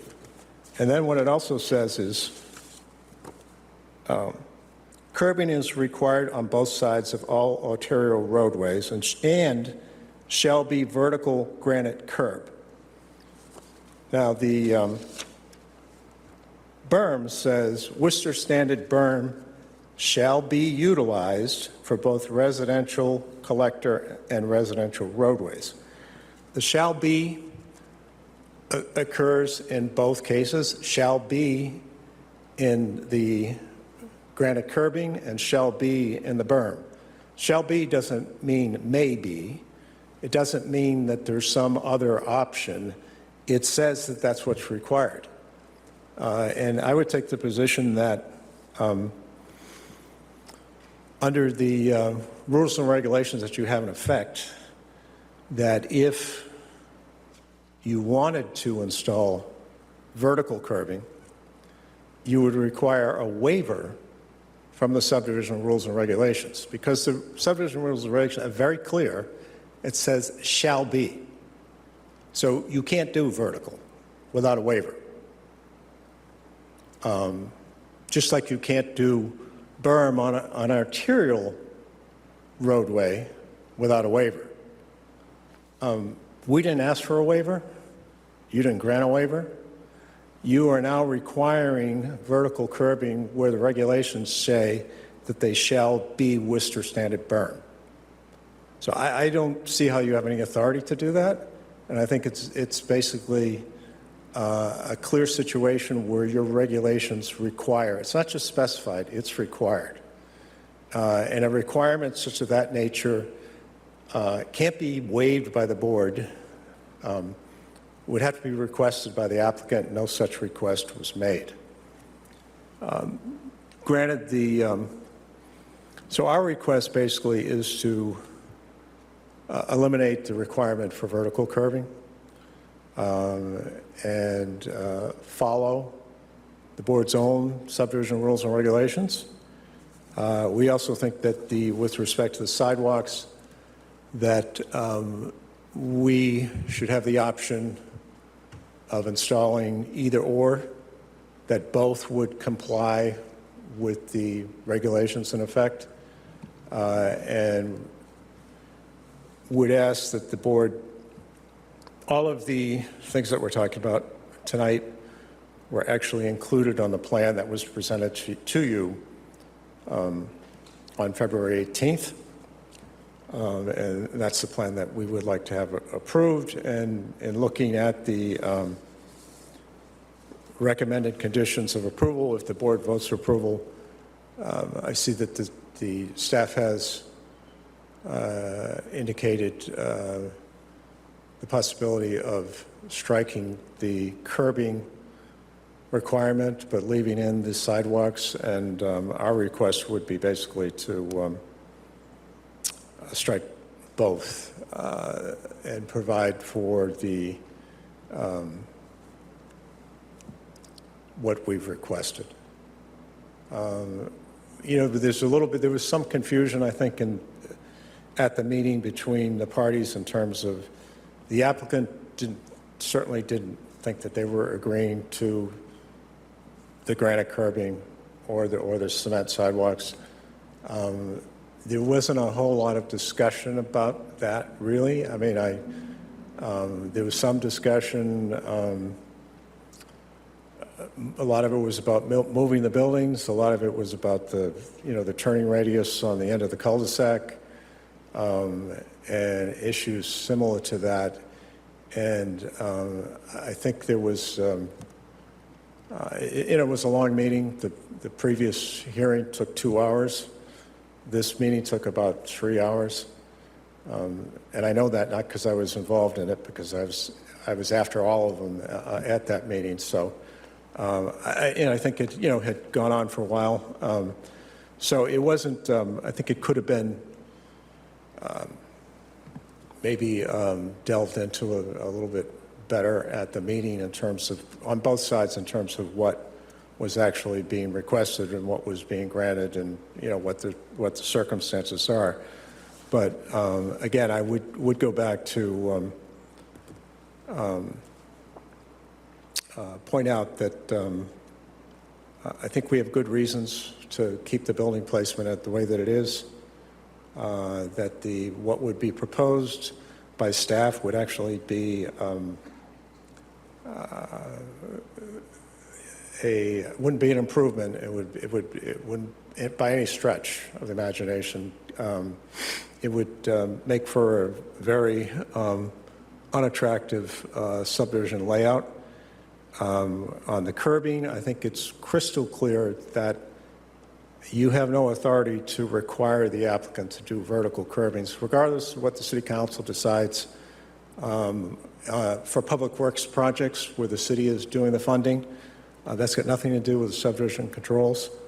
And with the sidewalk is maybe not so clear, but I think the way that our interpretation is legitimate interpretation, and would hope that you would go along with that. Chris Keenan is here from Quinn Engineering. He worked on the plans, also was involved in dealings with the staff. Some of this also has to, I think some of the confusion maybe relates to, there was a staff turnover that took place at that time. Victor Panak worked with Quinn Engineering for a long time in terms of coming up with various back and forth situations in the plan. The staff memo was issued on, I think, December 19th, and he left like the following day, so there was no follow-up on that. Quinn Engineering revised the plans and resubmitted them to planning on December 29th. After that, 6 weeks went by.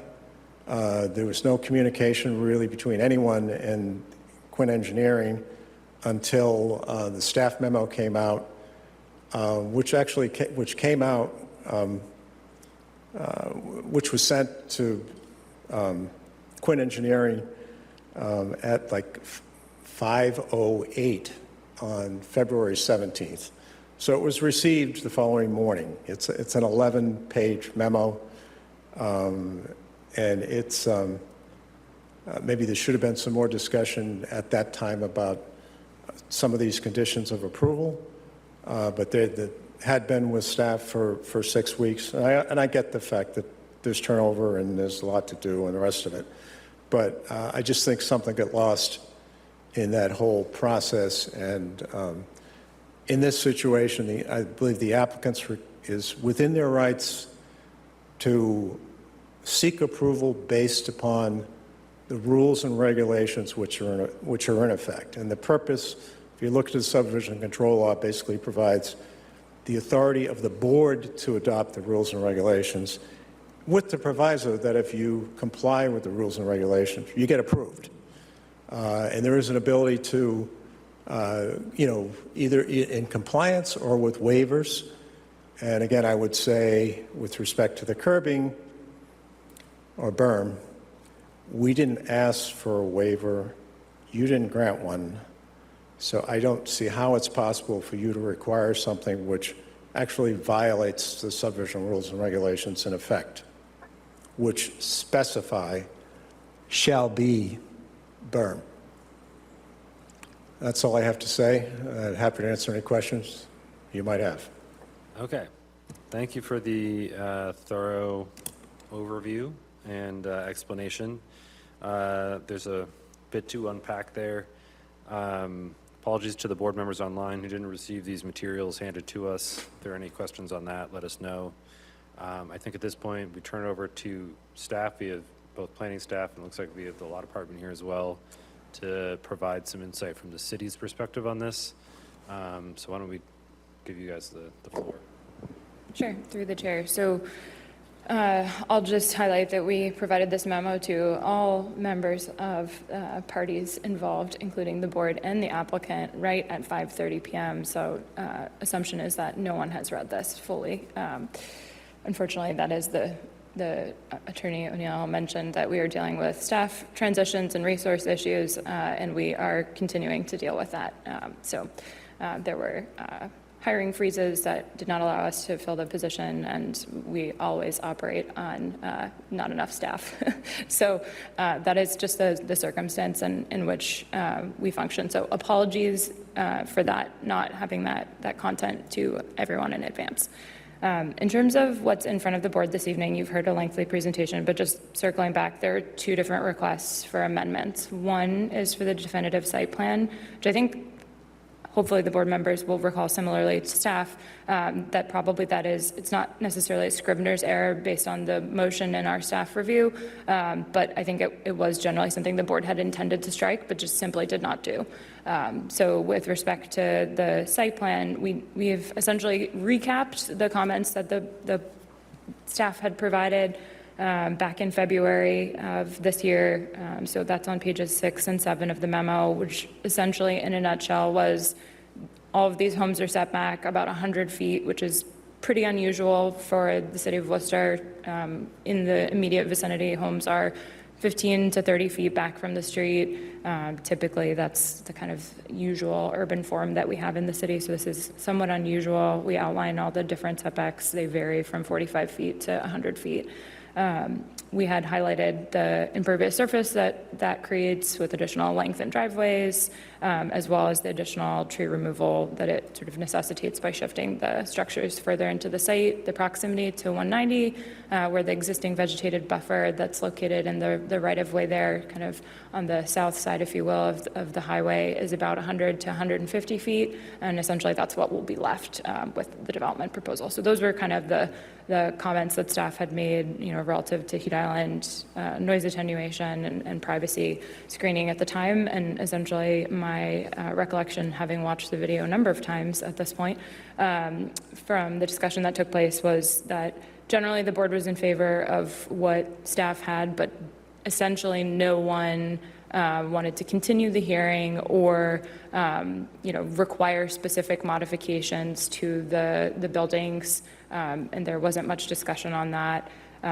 beyond, when it came to a vote, beyond the conditions that were outlined in the staff memo. So there wasn't sort of we'd like to strike this condition. We also didn't necessarily highlight that specific condition in our comments either. So it just got approved, as often is the case with the conditions as outlined in the staff memo. So essentially, you voted after some discussion to essentially say, we don't want to continue this. We're good with this, the way that the houses are, even though we think it would make sense for you to move them. But if you don't want a larger buffer from the highway, that's fine. I think I'm quoting essentially what the chair, Albert, had said at the time.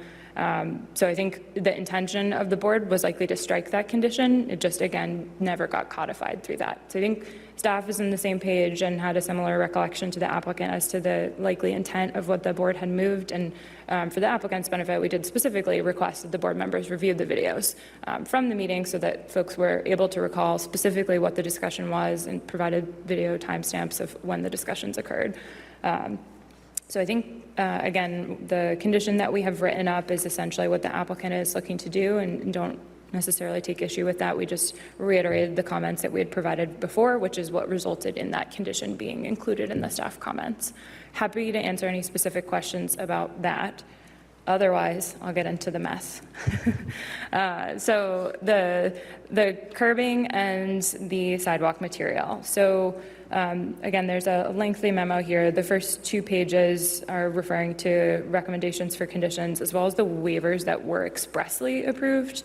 And I'll let our legal counsel comment on how waivers work if the board wants to talk through that a bit more.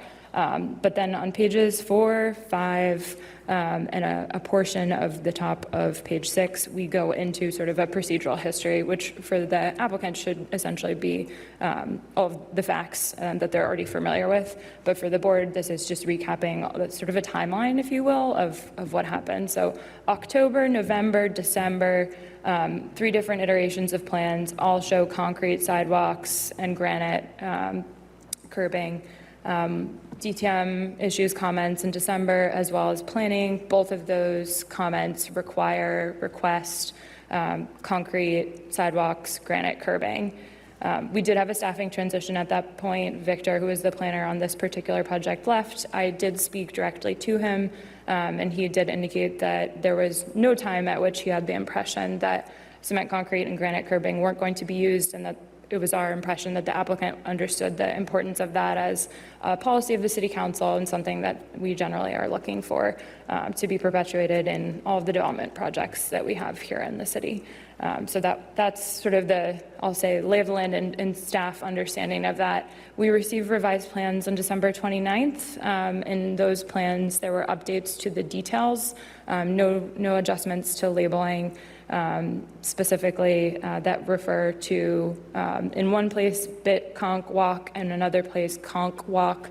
So within that, as Attorney O'Neill mentioned, conch, bit conch, and cement conch are often getting conflated, but bit conch, as is often abbreviated on plans, is bituminous asphalt, so it's, or bituminous concrete, which is asphalt.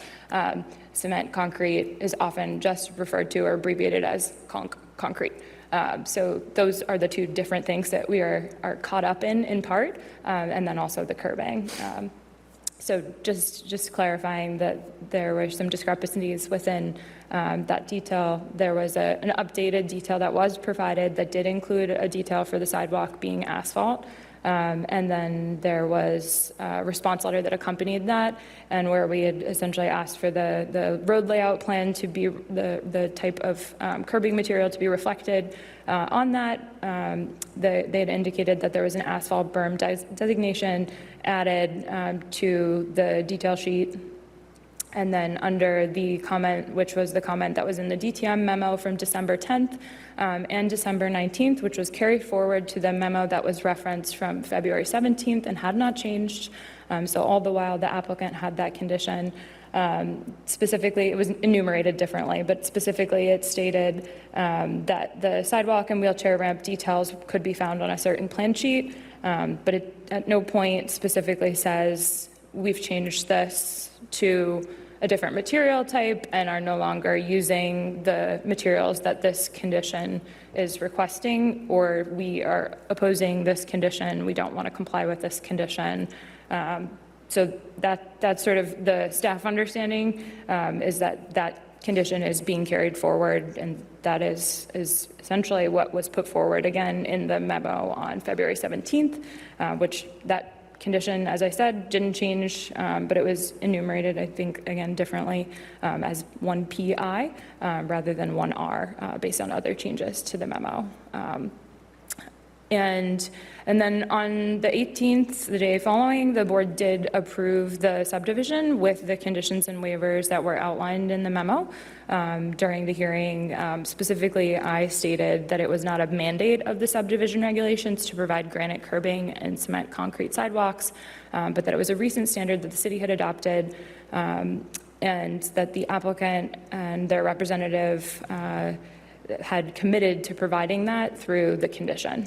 So I highlighted that verbally for both the board based on staff's understanding of the previous commitments, and at no point during the hearing were staff corrected or was there a expression of discontent with that particular condition. And I appreciate, but also know that Quinn Engineering is in front of our boards often and regularly kind of negotiates conditions. So I think they are familiar with the board's sort of typical process. So apologies if this feels adversarial. We like to typically work these kinds of things out between staff and applicants ahead of this platform and forum, as you saw with all the other cases this evening, and I think the board's familiar. Our intention's never to get to a point such as this. Anyhow, going back to why the board has required, as it has over the last many years at this point in time, since at least 2021, where the city manager issued a policy related to, we called it an interim policy related to city streetscape. This basically said we're using concrete for new and reconstruction projects unless there's an exception where there's existing asphalt and asphalt's everywhere. In that particular case, then there is a sort of flexibility that's given in terms of latitude for DPW. So using that policy is effectively moving forward. DTM and DPW have been requesting specifically that there be cement concrete sidewalks and granite curbing that be installed with projects in the public realm and for streets that will become public, such as the intent is for this particular subdivision.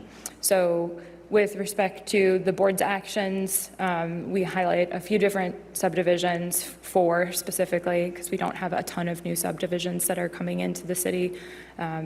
Lots of other types of development, but the kind of subdivision sprawl, we kind of hit a little bit of a hard stop with that with for a variety of reasons, mostly that we just don't have the land for it. But we approved, the planning board approved on January 24th, 2024, a subdivision for Brant Lane that required the same. Same thing happened for Burnside Court on June 24th, 2024, and then again on September 3rd, 2025, the board approved a subdivision for C Street, which we were talking about earlier, as well as a subdivision for 270 Webster Street and 21 to 25 Clover Street, all of which were required to provide granite curbing and cement concrete sidewalks, or agreed to that as part of the conditions, working through that with staff and the board. So when it comes to the regulations, the board members have access to the regulations. We asked everybody to look at those and become familiar. The board also has access and hopefully is familiar with them based on the other items that we have on the agenda this evening, as Attorney O'Neill also highlighted and mentioned, and in front of you, and we discussed previously. The board is familiar with the relic nature of the subdivision regulations. The city has applied for a grant to overhaul these. We don't know if we're going to get that grant, but part of the reason that we haven't been able to update these is because we don't have the staff resources and in some cases technical capacity to update those regulations. So we are trying to do something about that larger picture issue, but for right now we have what we have. And so what we have on the books is regulations that specifically say 2 different things for sidewalk materials. Sidewalk materials, subdivision regulations allow basically 2 different options. Sidewalks for concrete, cement concrete, and sidewalks for asphalt or bituminous concrete. So the 2 different options are laid out. There's not a distinguishment or specific context in which one is defined as being appropriate and the other is defined as not. And it has been the board's consistent policy through its precedent and practice, as well as recommendations from staff, to put forward the requirement that cement concrete be used. And that is derived in part from the need for the city to comply with accessibility standards, what those accessibility standards are for PROAG, for ADA, and the durability of the material for long-term maintenance, right? If ultimately what's being constructed is something that the city is inheriting and has to maintain, all of its taxpayers are funding that maintenance. So that is why we have required cement, and it's been the board's practice and in my experience to do that. Curbing, on the other hand, the subdivision regulations outline 3 different street typologies, if you will, arterial and then 2 different forms of a residential street. In both residential street types, the standard is specifically specified in the regulations as being Worcester standard berm. We don't have a specific detail or specification for that, but other provisions within the regulations allude to that being bituminous asphalt. When you look at the sort of construction checklist, I think it is, from DPW that's appended to the regulations that provides that reference. So presumably, as the applicant has assumed, that is an asphalt curb. So that specific type is specified for the 2 different residential types. There is a standard for granite curbing, but again, that is associated with an arterial type street. Those types of streets are associated with kind of the cross-section in width, an arterial being much larger than a residential street, of which this is the smallest type that's proposed. So staff feels pretty clearly that the board has the latitude to decide the materials in terms of the sidewalk. You have 2 different options in the regulations. The board has consistently requested, required, and did in this case require cement. So for that reason, Typically, we would ask you to uphold that, and that would be the recommendation here. Ultimately, it's ultimately at the board's discretion. The applicant is seeking for you to modify that. There is another standard. That standard is one that DPW is working to eliminate.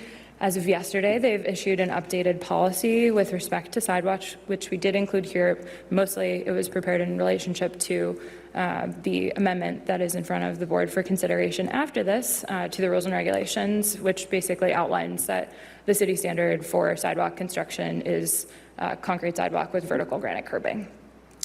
So that is on the record to help clarify for the future. In terms of the berm or curb, that's something that staff would ultimately defer to the law department on.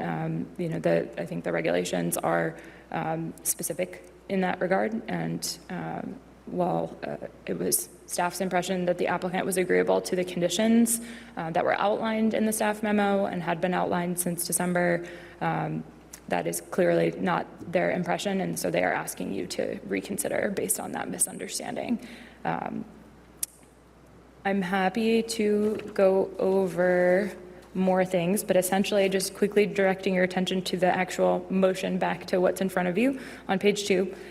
So we had recommended that you uphold the piece relative to the material type, cement concrete, because we think that's wholly within your purview to do with the regulations. And then the motion that we outlined, we're not suggesting necessarily that you make this motion. It is your determination to decide what you would like to do. But specifically what the motion that's written does is basically it would keep the cement concrete requirement and it would strike the granite curbing requirement. But ultimately, you should adjust this as you see fit, along with any other waivers.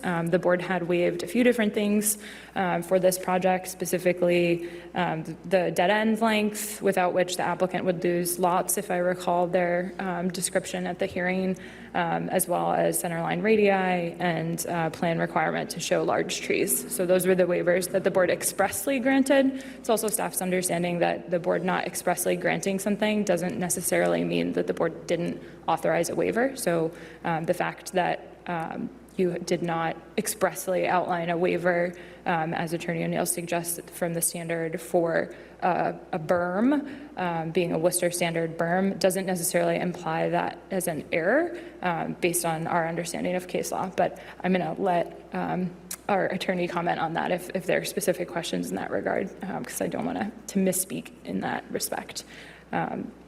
Happy to answer more questions. Ultimately, if you do move to a vote this evening, we would just recommend that you affirm whatever waivers you granted before, unless you no longer feel that they're appropriate for some reason. And we did add an additional condition that should be adjusted to just reset the 5-year clock to 5 years from today's date or a different date, should you not vote this evening. So we just have reflected today's date in there. So those are the 2 pieces of text you see in red on page 2. Thank you. Okay. Thank you very much for that also very thorough overview. Could I briefly respond? Sure. Yeah, I don't want to belabor the point, but just a couple of things. One is Ms. Smith has said on one hand that it's not mandated, but then goes on to say that it was required in these other subdivisions. One of which was that New Bond Street industrial subdivision that was shown a couple of items ago, which is not a residential street, not a residential feeder street. On the other list, they're citing a subdivision on Federal Street, Myrtle Street, which is, downtown. The other provision is something on Webster Street, which I'm not sure where that is, but Webster Street is not generally perceived as a residential street. And also, so I don't know whether those, in fact, as this is a question of apples and oranges, are those residential feeder streets. And it says here that they were required. Were they required? Did people object to the imposition and the board forced them to adopt the granite curbing over their objections? I don't think so, because if that were the case, then you would have amended your rules and regulations, 2 years ago when that happened. And it's all, I get that the subdivision rules and regulations were adopted in '92. They've been amended 10 times. If you look at them, you'll see the amendments that are listed. So there's no sympathy on our part for the fact that you haven't updated your rules and regulations. Not our fault. And if you wanted to require granite curbing throughout, then you should have amended your rules and regulations. You should have done that when the city adopted this new policy, if you feel that you want to impose the same conditions. And you didn't. So the fact that somebody else had a subdivision approved that had those conditions, and again, New Bond Street, I suspect that that they probably had no choice in that situation, given the nature of the subdivision and whether that street would be considered an arterial street. It's certainly not a residential street. The fact is, you have rules and regulations. People, when they develop their plans, are entitled to rely upon that. And the fact that somebody else didn't object when maybe they could have shouldn't mean that we can't object when we feel that the board is exceeding its authority.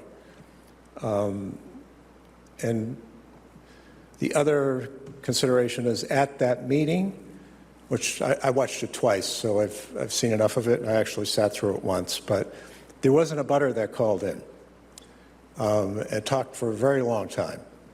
And one of the things that she talked about was the Worcester Standard berm being used in the subdivision.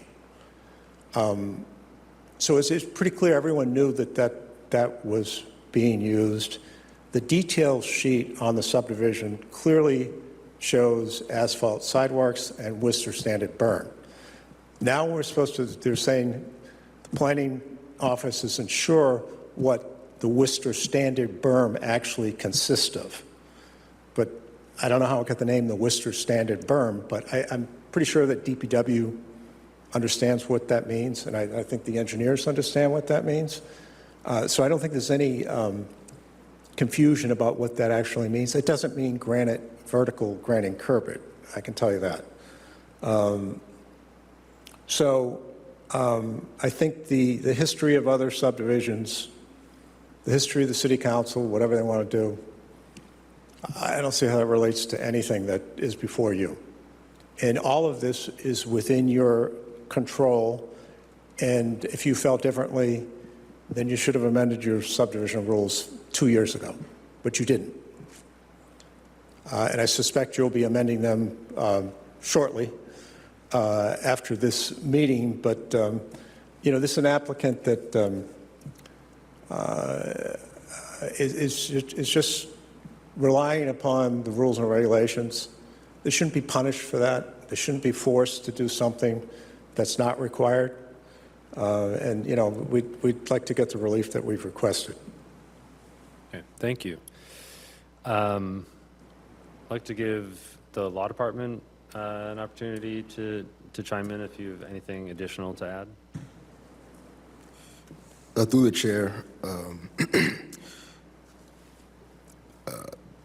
Through the chair, I would add that I'd add that the regulations state, as we've all heard, Worcester Standard berm. So it's not 100%. It's not necessarily clear what it's stating, but I would recommend an alternative approach.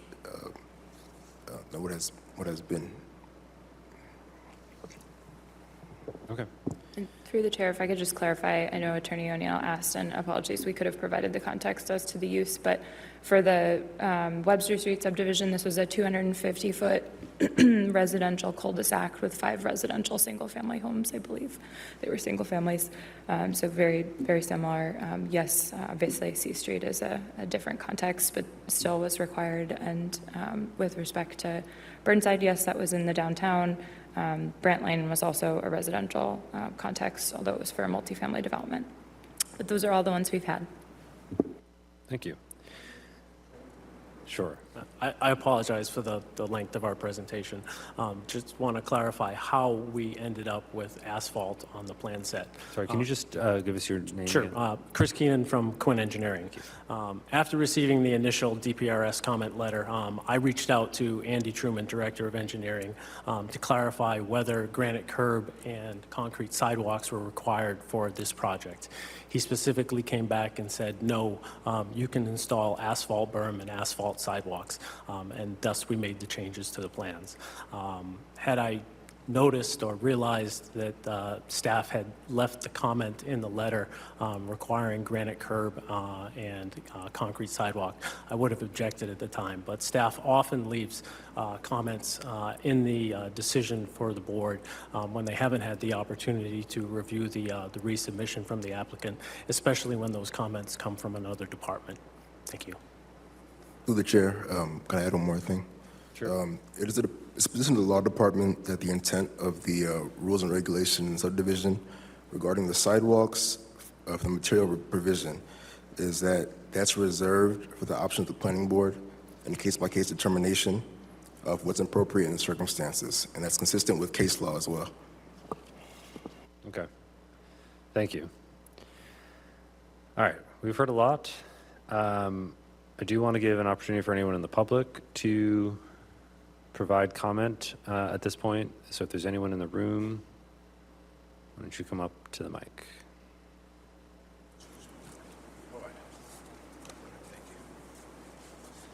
Thank you, Mr. Chairman, members of the board.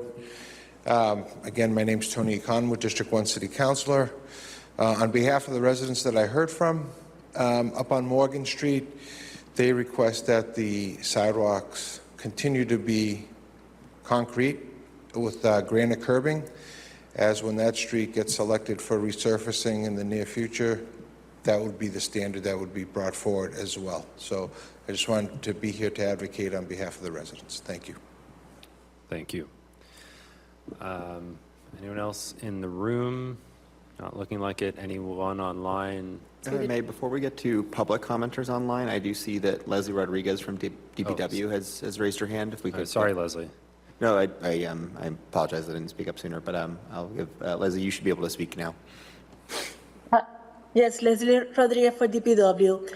I just have a question for the board, and is, are you gonna allow them to do concrete with asphalt, or are they doing asphalt for the sidewalks? I think that's what we're about to discuss. Because if they're gonna do concrete with asphalt, then they will have to do 4 feet of loam and grass to divide the concrete from the asphalt. I just want to let them know that. Thank you. And through the chair, I believe there's a grass strip that's shown on the plan, just to clarify on that. But we do have some other folks. Okay. We do have some other folks that are online, residents that are online, and I think probably we can come back to staff comment too. Sure. This is Steve Carey in the Planning Division. Dina, I'm Dina Tedeschi. I'm unmuting you on our end, so you can be unmuted on your end. Hi, good evening. My name is Dina Tedeschi. I'm a Morgan Street resident, and I wanted to comment tonight about this action item. And to just counter something that Attorney O'Neill had mentioned, this developer has never made housing development at any point in the research that I did about their development projects. So predominantly then projects related to construction or restaurant additions. So just want to make just a counter comment to that, but also want to encourage that any curbs that would be that standard that was discussed at previous meetings, that would be continuous, but also any sidewalks with concrete. And I appreciate the explanations about the different kinds of that for this evening, just to be helpful for the members of the public, because I think that's really useful. Additionally, though, concrete is so much more aesthetic. It's also better for the heat index.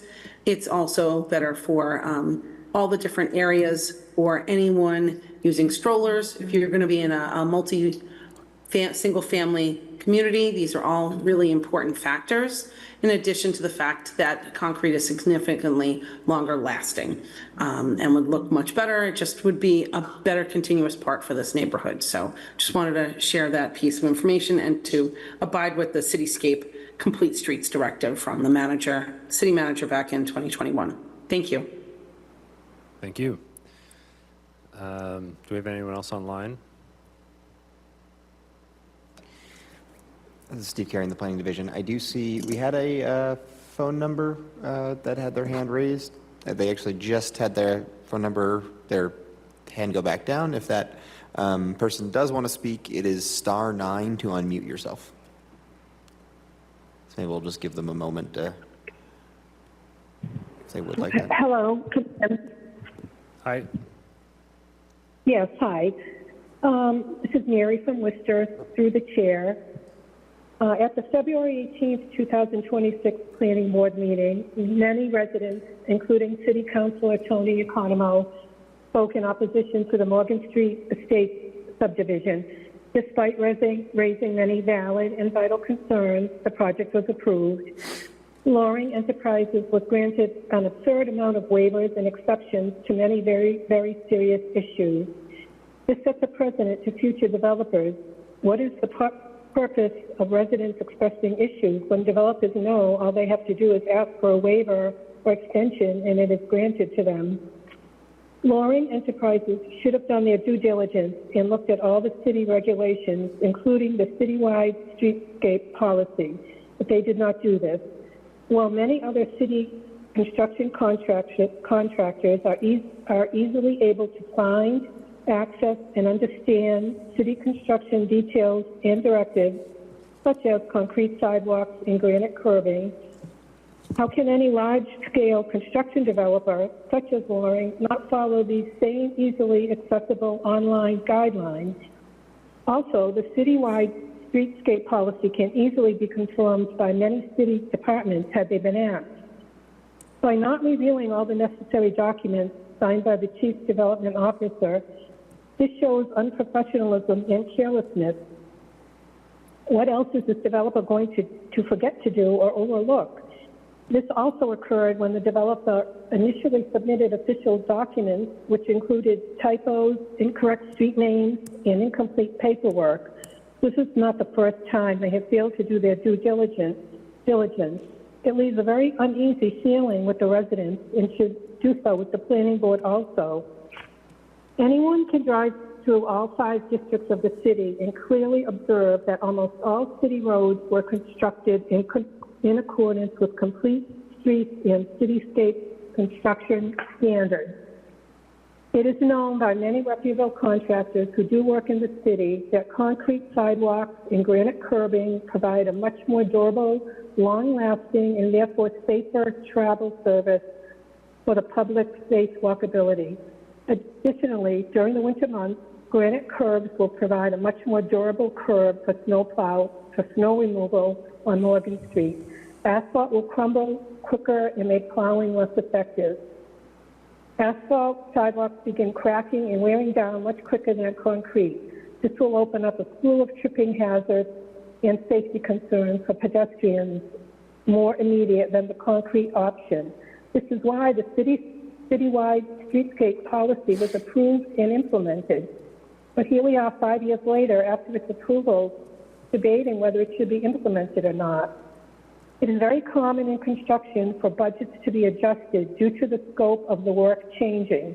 In particular, converting from asphalt to concrete and converting from asphalt curb to concrete curb occurs very frequently in the industry. Is it possible that the only reason this is an issue is that it appears to be minimizing someone's profit? Since when does public safety and approved city directives have a price tag?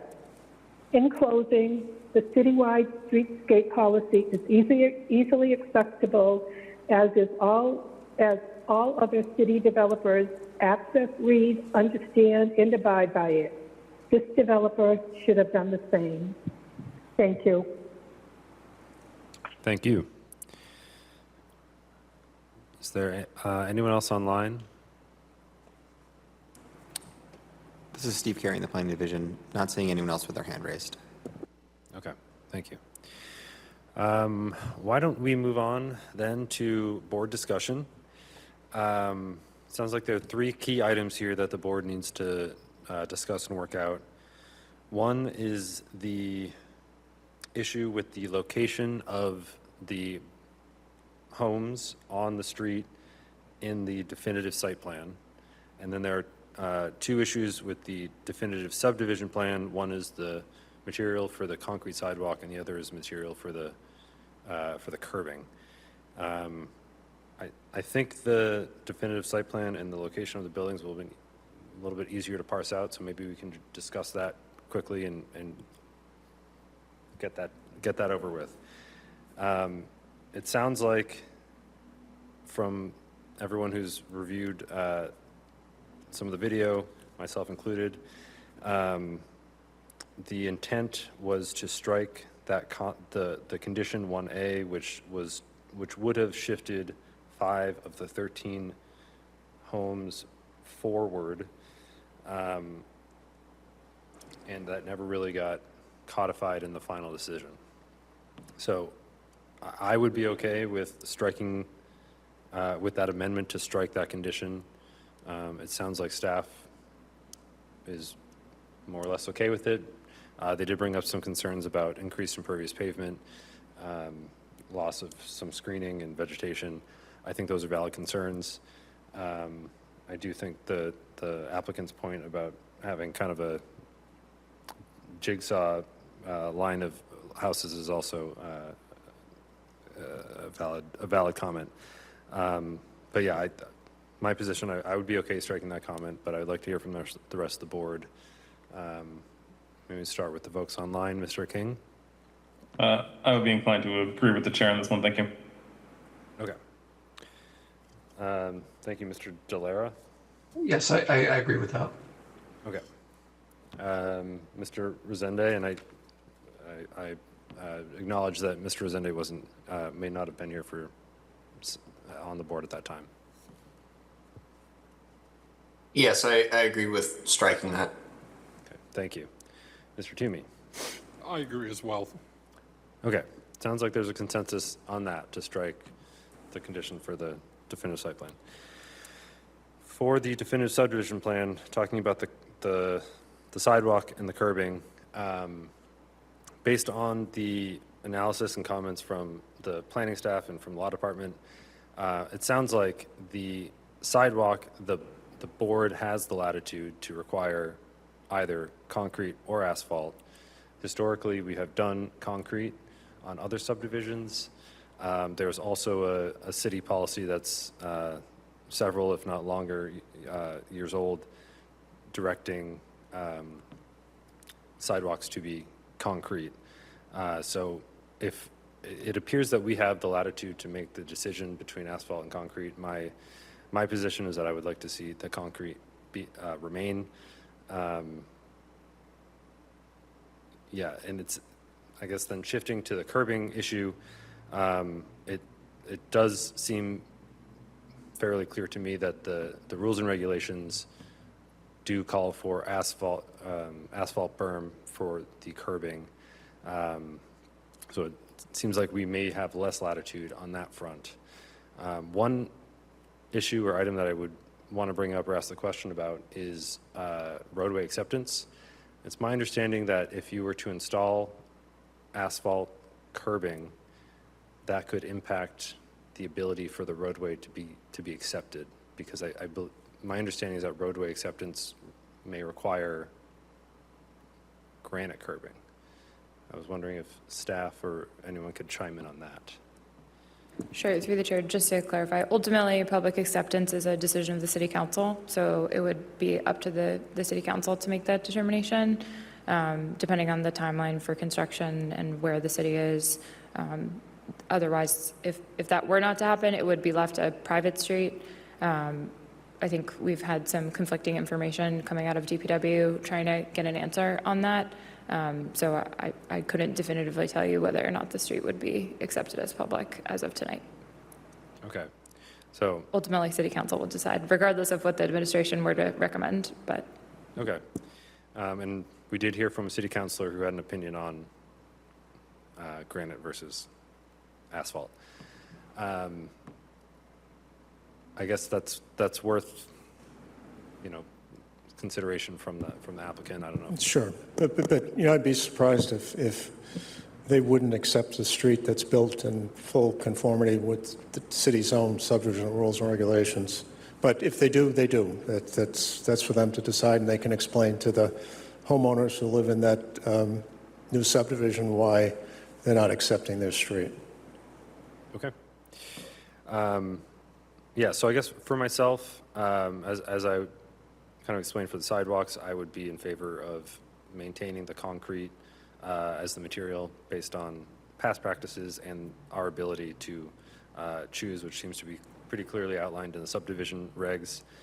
As for the curbing, it seems like we have less flexibility and may have imposed a condition that does not match what our subdivision regs require. Obviously, as we've discussed, it looks like we'll be addressing that in the next agenda item. This is, given the number of subdivisions that we have these days, this is something that just maybe hasn't come up or gotten caught recently.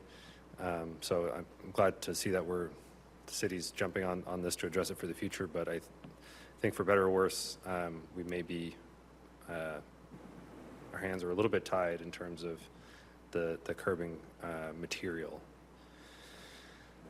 With that, maybe get some other board member discussion on this. Would anyone online like to kick us off? Maybe Mr. King?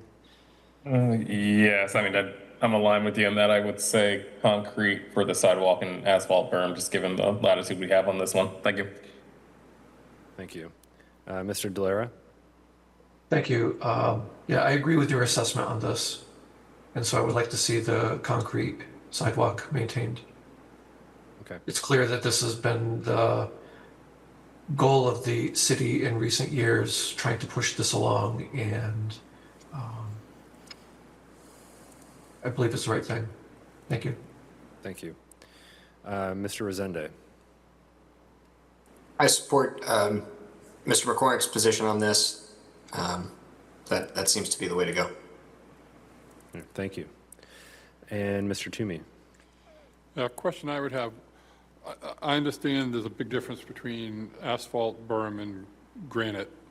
What is the difference from a cost perspective versus concrete versus bituminous for the actual sidewalk? Is that a big difference between the two versus if you were able to go with the asphalt berm and a concrete sidewalk, is that more amenable than, obviously not having to deal with the granite? Does the concrete versus asphalt, what is the difference?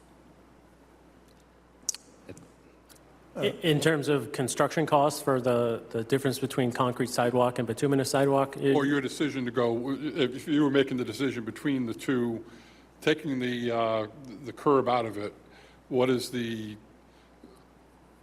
If it's the board's... Why would you decide concrete versus asphalt? And I assume price would be one of the bigger aspects. Price is the biggest issue. Between granite curb and asphalt berm, you're looking at a 10-to-1 difference in cost. I understand the granite is, I'm talking just on the sidewalk itself. Between the asphalt versus concrete, which you're is... looking at a 2-to-1 difference.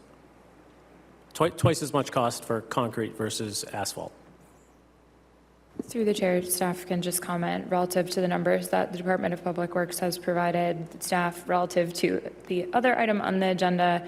The calculations the board has access to, they're not mathematically easy without me doing some equations, which I can do if desired.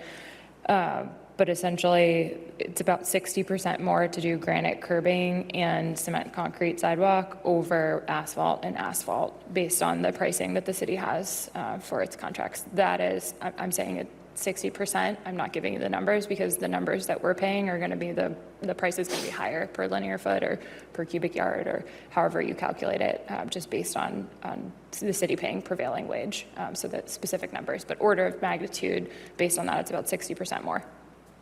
That's granite and asphalt. Or, sorry, granite and cement concrete. But is that just the sidewalk, or is that the curb? It's both. I don't have the calculations are appended to the next item, and you'll see it's a colored matrix, and it's because they're square yards versus cubic yards versus linear feet, so you have to do the math to figure out the equatable. So I can do some math and get you the number, but I don't have it right now.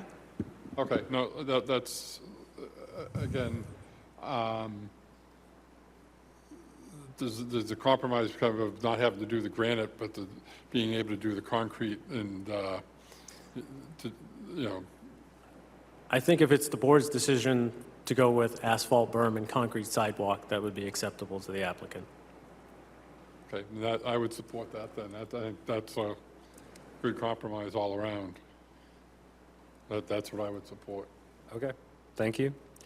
All right, so it sounds like there's a general consensus on the board, maybe even from the applicant, maybe even from staff, to retain the concrete sidewalk as the material and replace the granite with asphalt berm for the curbing. Just want to give staff or the applicant any last chance to add any comment if the board's missing anything critical right now. Yeah, naturally, I like it all, but you don't always get everything that you want. And I would say that it's the curbing which is more important than the sidewalk. And I also think that under the rules and regulations, it's also a little bit more clear cut. So we can live with the concrete sidewalks as long as the curbing is replaced with Worcester standard berm. And in terms of the relief on the placement of the house, we appreciate that and think that there's a reason why we went through that, and are happy to have the board's acquiescence to our wish on that. Okay. Glad to hear. Sounds like we figured this out a little bit. I think we're ready for a motion. Can we do these? I think we first would need to close the public hearing. Yes, I make a motion to close the public hearing. Second. Motion's been seconded. Mr. King? Yes. Mr. Delera? Yes. Mr. Toomey? Yes. Myself, yes. Hearing has been closed. All right, I make a motion to approve new business item number 8, subject to the conditions as discussed and modified during the meeting. And maybe just to clarify that is, as outlined on the staff memo, striking condition 1A of the definitive site plan, striking the condition 1PI, the section relating to granite curb, and extending the subdivision approval to 2031 in condition 23. Yes. And I second that. Okay, motion's been seconded. Mr. King? Yes. Mr. Delera? Yes. Mr. Toomey? Yes. Myself, yes. Motion approved. Amendments approved. Thank Okay. you. Thank you very much. Good luck with the project.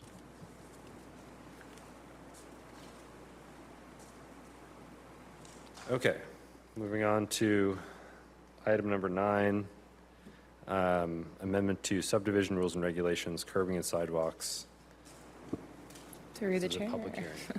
Much of this discussion we just had. So as you all have realized, we need to update our regulations to be expressly clear and align with the other standards. And it's come to our attention that they are not. While we know that they are outdated in many other ways as well, and are working on resolving that more more broadly, we thought it was important to bring forward this change. So you voted at the last meeting to advertise a public hearing. So this is your public hearing to discuss this change to your regulations, at which the public has the opportunity to weigh in before you codify anything. Should you vote tonight, we will work to file the appropriate documentation with the city clerk and the registry of deeds to update these. So what we are changing, we are adjusting the regulations to reflect the materials. We're deleting out the reference to asphalt sidewalks. So sidewalk materials will simply just be listed out as concrete, as cement concrete. And they will be required to be of the same dimension, size, et cetera, that they were required to previously. So we're just eliminating the option to have asphalt sidewalks.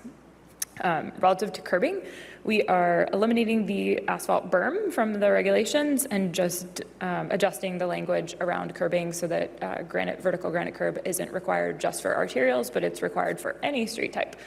So we're just getting rid of the asphalt berm and saying you have to use vertical granite curbing. If someone would like to propose something else, you are glad to consider a waiver should they put that forward for you. But this would eliminate those references throughout the document. The regulations, there's a few different occurrences where we refer to berm and the DPW standard for that. And then it would also update the 3 different sections that are located within the regulations in forms C3 and 4 in an appendix. So we would update those. So DPW has redrawn these, and apologies that we weren't able to get you this sooner, but it did take some time for them to adjust and then for other staff to review. We only got these late this afternoon. So there's a 5-foot wide cement concrete sidewalk that would be proposed, and then there would be the same distance for each of the cross sections. There's no change to anything else. The curb to curb distance is going to stay the same. The width of the curb is still 6 inches, and then the width of the grass strip is going to be proportional to whatever size right of way it is, adjacent to the minimum 5-foot wide sidewalk. So those details DPW has drawn up here, so you can take a look if you would like, or if you have any comments. Otherwise, we included the policy document that was updated from DPW to help clarify this as well, so there was no confusion moving forward, so that's a great outcome of this as well. And then we also included the cost differential for those, so basically based on the prices that the city pays, tracking like $75 versus $120 for the combination of asphalt and asphalt versus cement concrete and granite curbing. So again, that equates to about 60% increase in cost. In looking really quickly, I think the price of concrete versus asphalt in terms of the sidewalk material, if I'm reading the numbers right that DPW has, I think it's really only a matter of like $3. But I'm not sure that that is totally accurate, because there may be maybe other items that are needed, and obviously there's some influence in the cost based on like the number of driveway openings that occur in a stretch of road, so that's a factor that adjusts. But it's I think relatively for the material, it's not that much of a cost differential, but it's really where it comes to the curbing material that is more expensive. My understanding in that particular project that we just discussed, though, that it's only an order of magnitude of $35,000. So it's really not that much of an additional cost. But we are where we are with the regulations. Let's change them. If you feel strongly, as I think folks would like to have felt in our previous discussion, that we should be upholding that standard and continuing what the city is doing itself forward, which I will clarify for a long time, that was part of the reason that these regulations have not been updated, I think was because the city itself may not have been performing that same standard, so harder to hold someone else to that standard when we're not doing it ourselves. So all these documents, I think confluence of them coming together is echoing that this is the city standard, this is what everybody's doing, and we're making everybody do it. So happy to answer questions that you have. Otherwise, we would recommend the amendment as drafted. So that's a rules and regulations amendment for 2026. It's the first one that we've got for this year. I will note, Attorney O'Neill mentioned we had updated the regulations 10 times. We have, but that's been to like adjust the fee schedule and require peer review if the board wants it. And I think to align with changes to the subdivision control law many years ago. So, or delete a requirement to label abutters on the plan. None of these are changes to the technical standards. These are like minor, silly little things that planning staff were easy to update for us versus like, we don't have CAD, we can't go in and manipulate and create a new cross-section. These are things that, have to be coordinated interdepartmentally and obviously affect others. So just a bit of context too as to why I think that there haven't been more updates as there should be. So we'll try to do better. All right, thank you. And I just would want to acknowledge that it is a lot of work to take on these kind of document-wide updates. So I appreciate that the planning staff is taking this on, looking for grants. I'm sure all the city councilors that are listening right now would hear that the planning staff would appreciate additional staffing support to work on these kinds of projects. We have a very empty room here, so no public comments in the room. Anyone online? Nobody online with their hand raised. Okay. So let's move to board discussion. Any comments on the proposed amendments to the subdivision rules and regulations?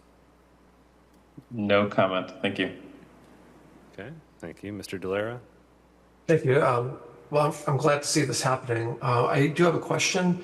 So how does this proposed change affect the replacement of existing sidewalk, but specifically asphalt sidewalk? So yeah, just to clarify, so your standard applies only to projects that come in for approval from this board for construction of a subdivision. It also applies to projects that are looking for more than one building on a lot approval. So we have a bunch of condos with a shared driveway. You might be seeing something that would also be subjected to these regulations. So their internal walkways and any walkways that they're showing on the site, we would require to be up to that same threshold. There are also other types of approvals that the zoning ordinance codifies are subjected to these standards. So things like cluster developments and continuing care retirement communities all also have to fall under those same regulations and standards. So it applies more broadly than just to subdivisions. So it does actually apply to a decent amount of the projects that you see.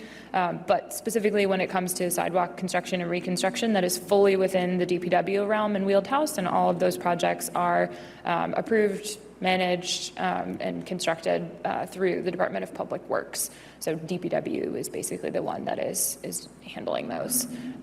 So the separate from what the board is seeking to do, the policy document you now have a copy of that was issued yesterday is basically DPW saying DPW standard for anything and everything is cement concrete and granite curbing. So there shouldn't be any new asphalt sidewalks being put back unless someone is cutting into an existing one and has to repair a patch or a trench. Those types of repairs you're going to see continue to be put back in asphalt if something's already asphalt. But as we resurface and reconstruct, those should be moving forward to be cement concrete and granite curbing. That's my understanding of their policy. I've only looked at it once just because we just got it yesterday, but you all have a copy in front of you. But that is my understanding of how DPW plans to use that policy, interpret that policy, and apply that policy moving forward. But unfortunately, the board does not get to make a determination on those projects. That is something that is within the DPW's realm. Hopefully that answers the question. It does. So it's essentially a policy that coexists with DPW at this time.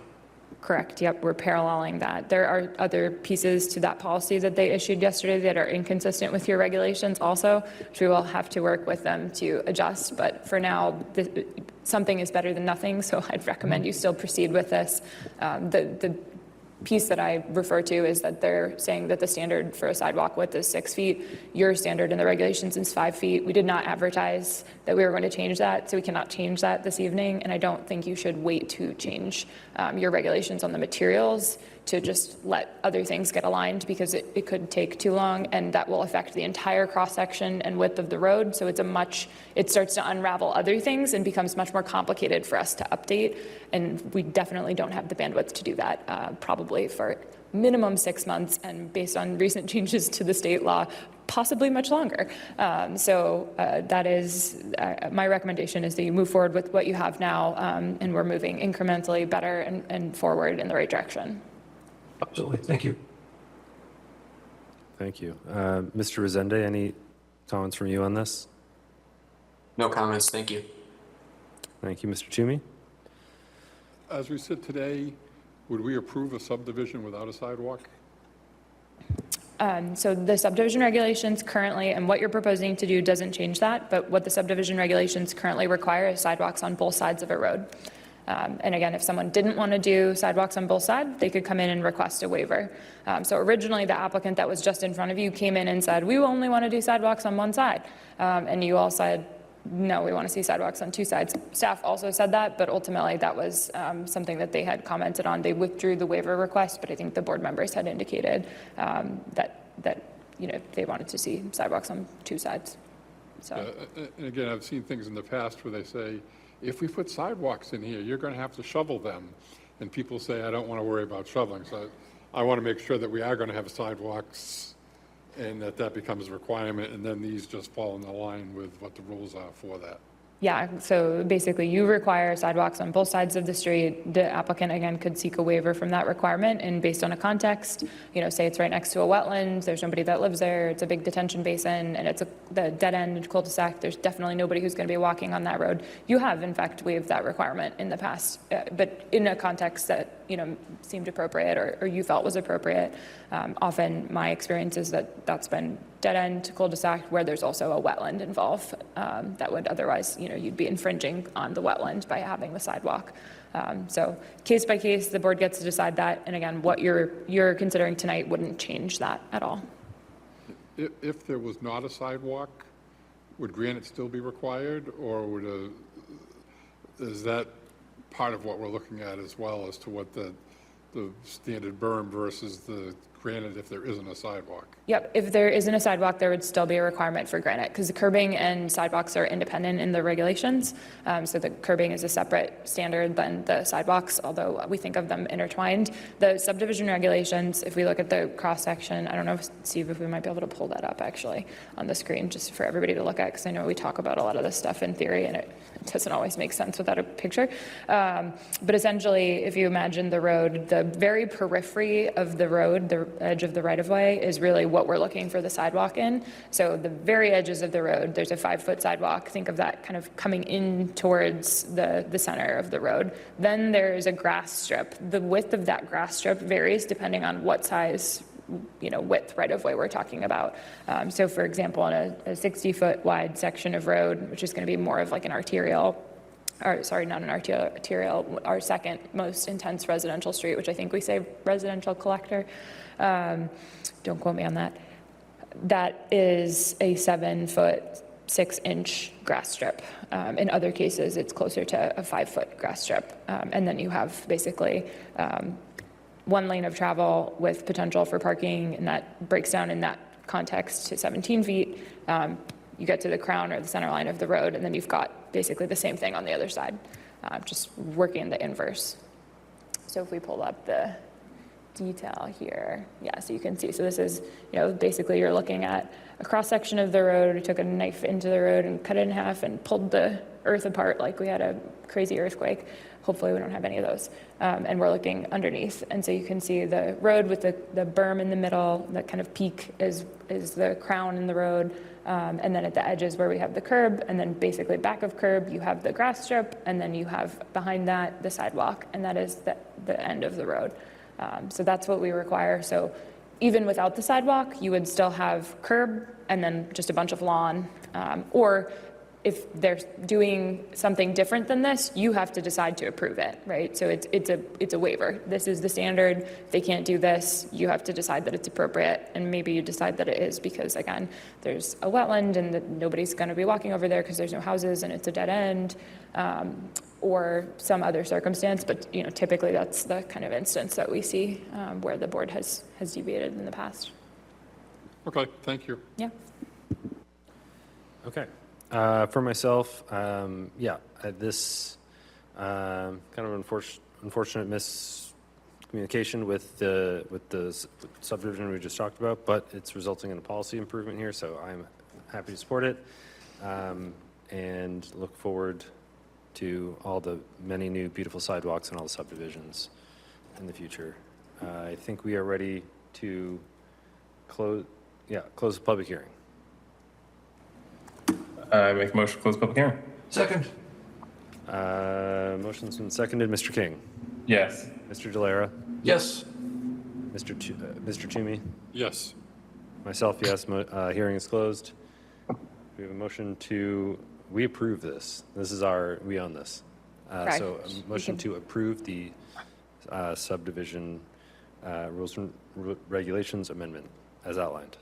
Yes, I make a motion to approve the amendment to the subdivision rules and regulations as outlined. Second. All right, motion's been seconded. Mr. King, Yes. Mr. Delera, Yes. Mr. Toomey, Yes. myself, yes. Motion has been approved. No communications or board and policy procedures. I think we're holding on the minutes, and I think we're ready for a motion for adjournment. We have A&Rs, Mr. Chair. Sorry. I tried. This is Steve Carey in the Planning Division. We'll be real quick on these A&Rs. 240 Moreland Street is not properly before the board. We don't have a signed application form from both parties on that deed. 52 Butler Street, also not properly before the board. They were not able to get us the materials in time. So what we do have for the board for endorsement is 90 Aylesbury Road. This is in the RS10 zoning district. Each lot to be created here is required to have 80 feet of frontage for a single-family detached home, which they do. And then 16 Squantum Street and Calumet Avenue. This is a corner lot. They're shaving off a small portion, parcel A. It's not to be considered a buildable lot. That is explicitly labeled. And then the remaining lot with the, I believe that's to be conveyed to the abutting lot. I think, and then the existing lot is obviously remaining with adequate frontage. And then 37 Knox Street. This is essentially to, the lot lines shown dashed and marked as old lot line are to be dissolved essentially. So this is going to create two larger lots, as you can see in the darker line. And I believe that they are to be considered not to be considered building lots to be proposed. Knox Street, as I understand it, is has not been actually improved. So, and they do have that as a note that the lots to be created are not to be building lots. So the board should endorse 10B, 10D, and 10E. Okay, do we have a motion for endorsement of 10B, D, and E? I make a motion to endorse 10B, D, and E. Second. Motion's been seconded. Mr. King, Yes. Mr. Delera, Yes. Mr. Toomey, Yes. myself, yes. A&Rs have been endorsed. And now I think we're ready for a motion for adjournment. Motion to adjourn. Second. All in favor, say aye. Aye. Aye. Motion, meeting has been adjourned. Thank you, everyone. That's all. Good night.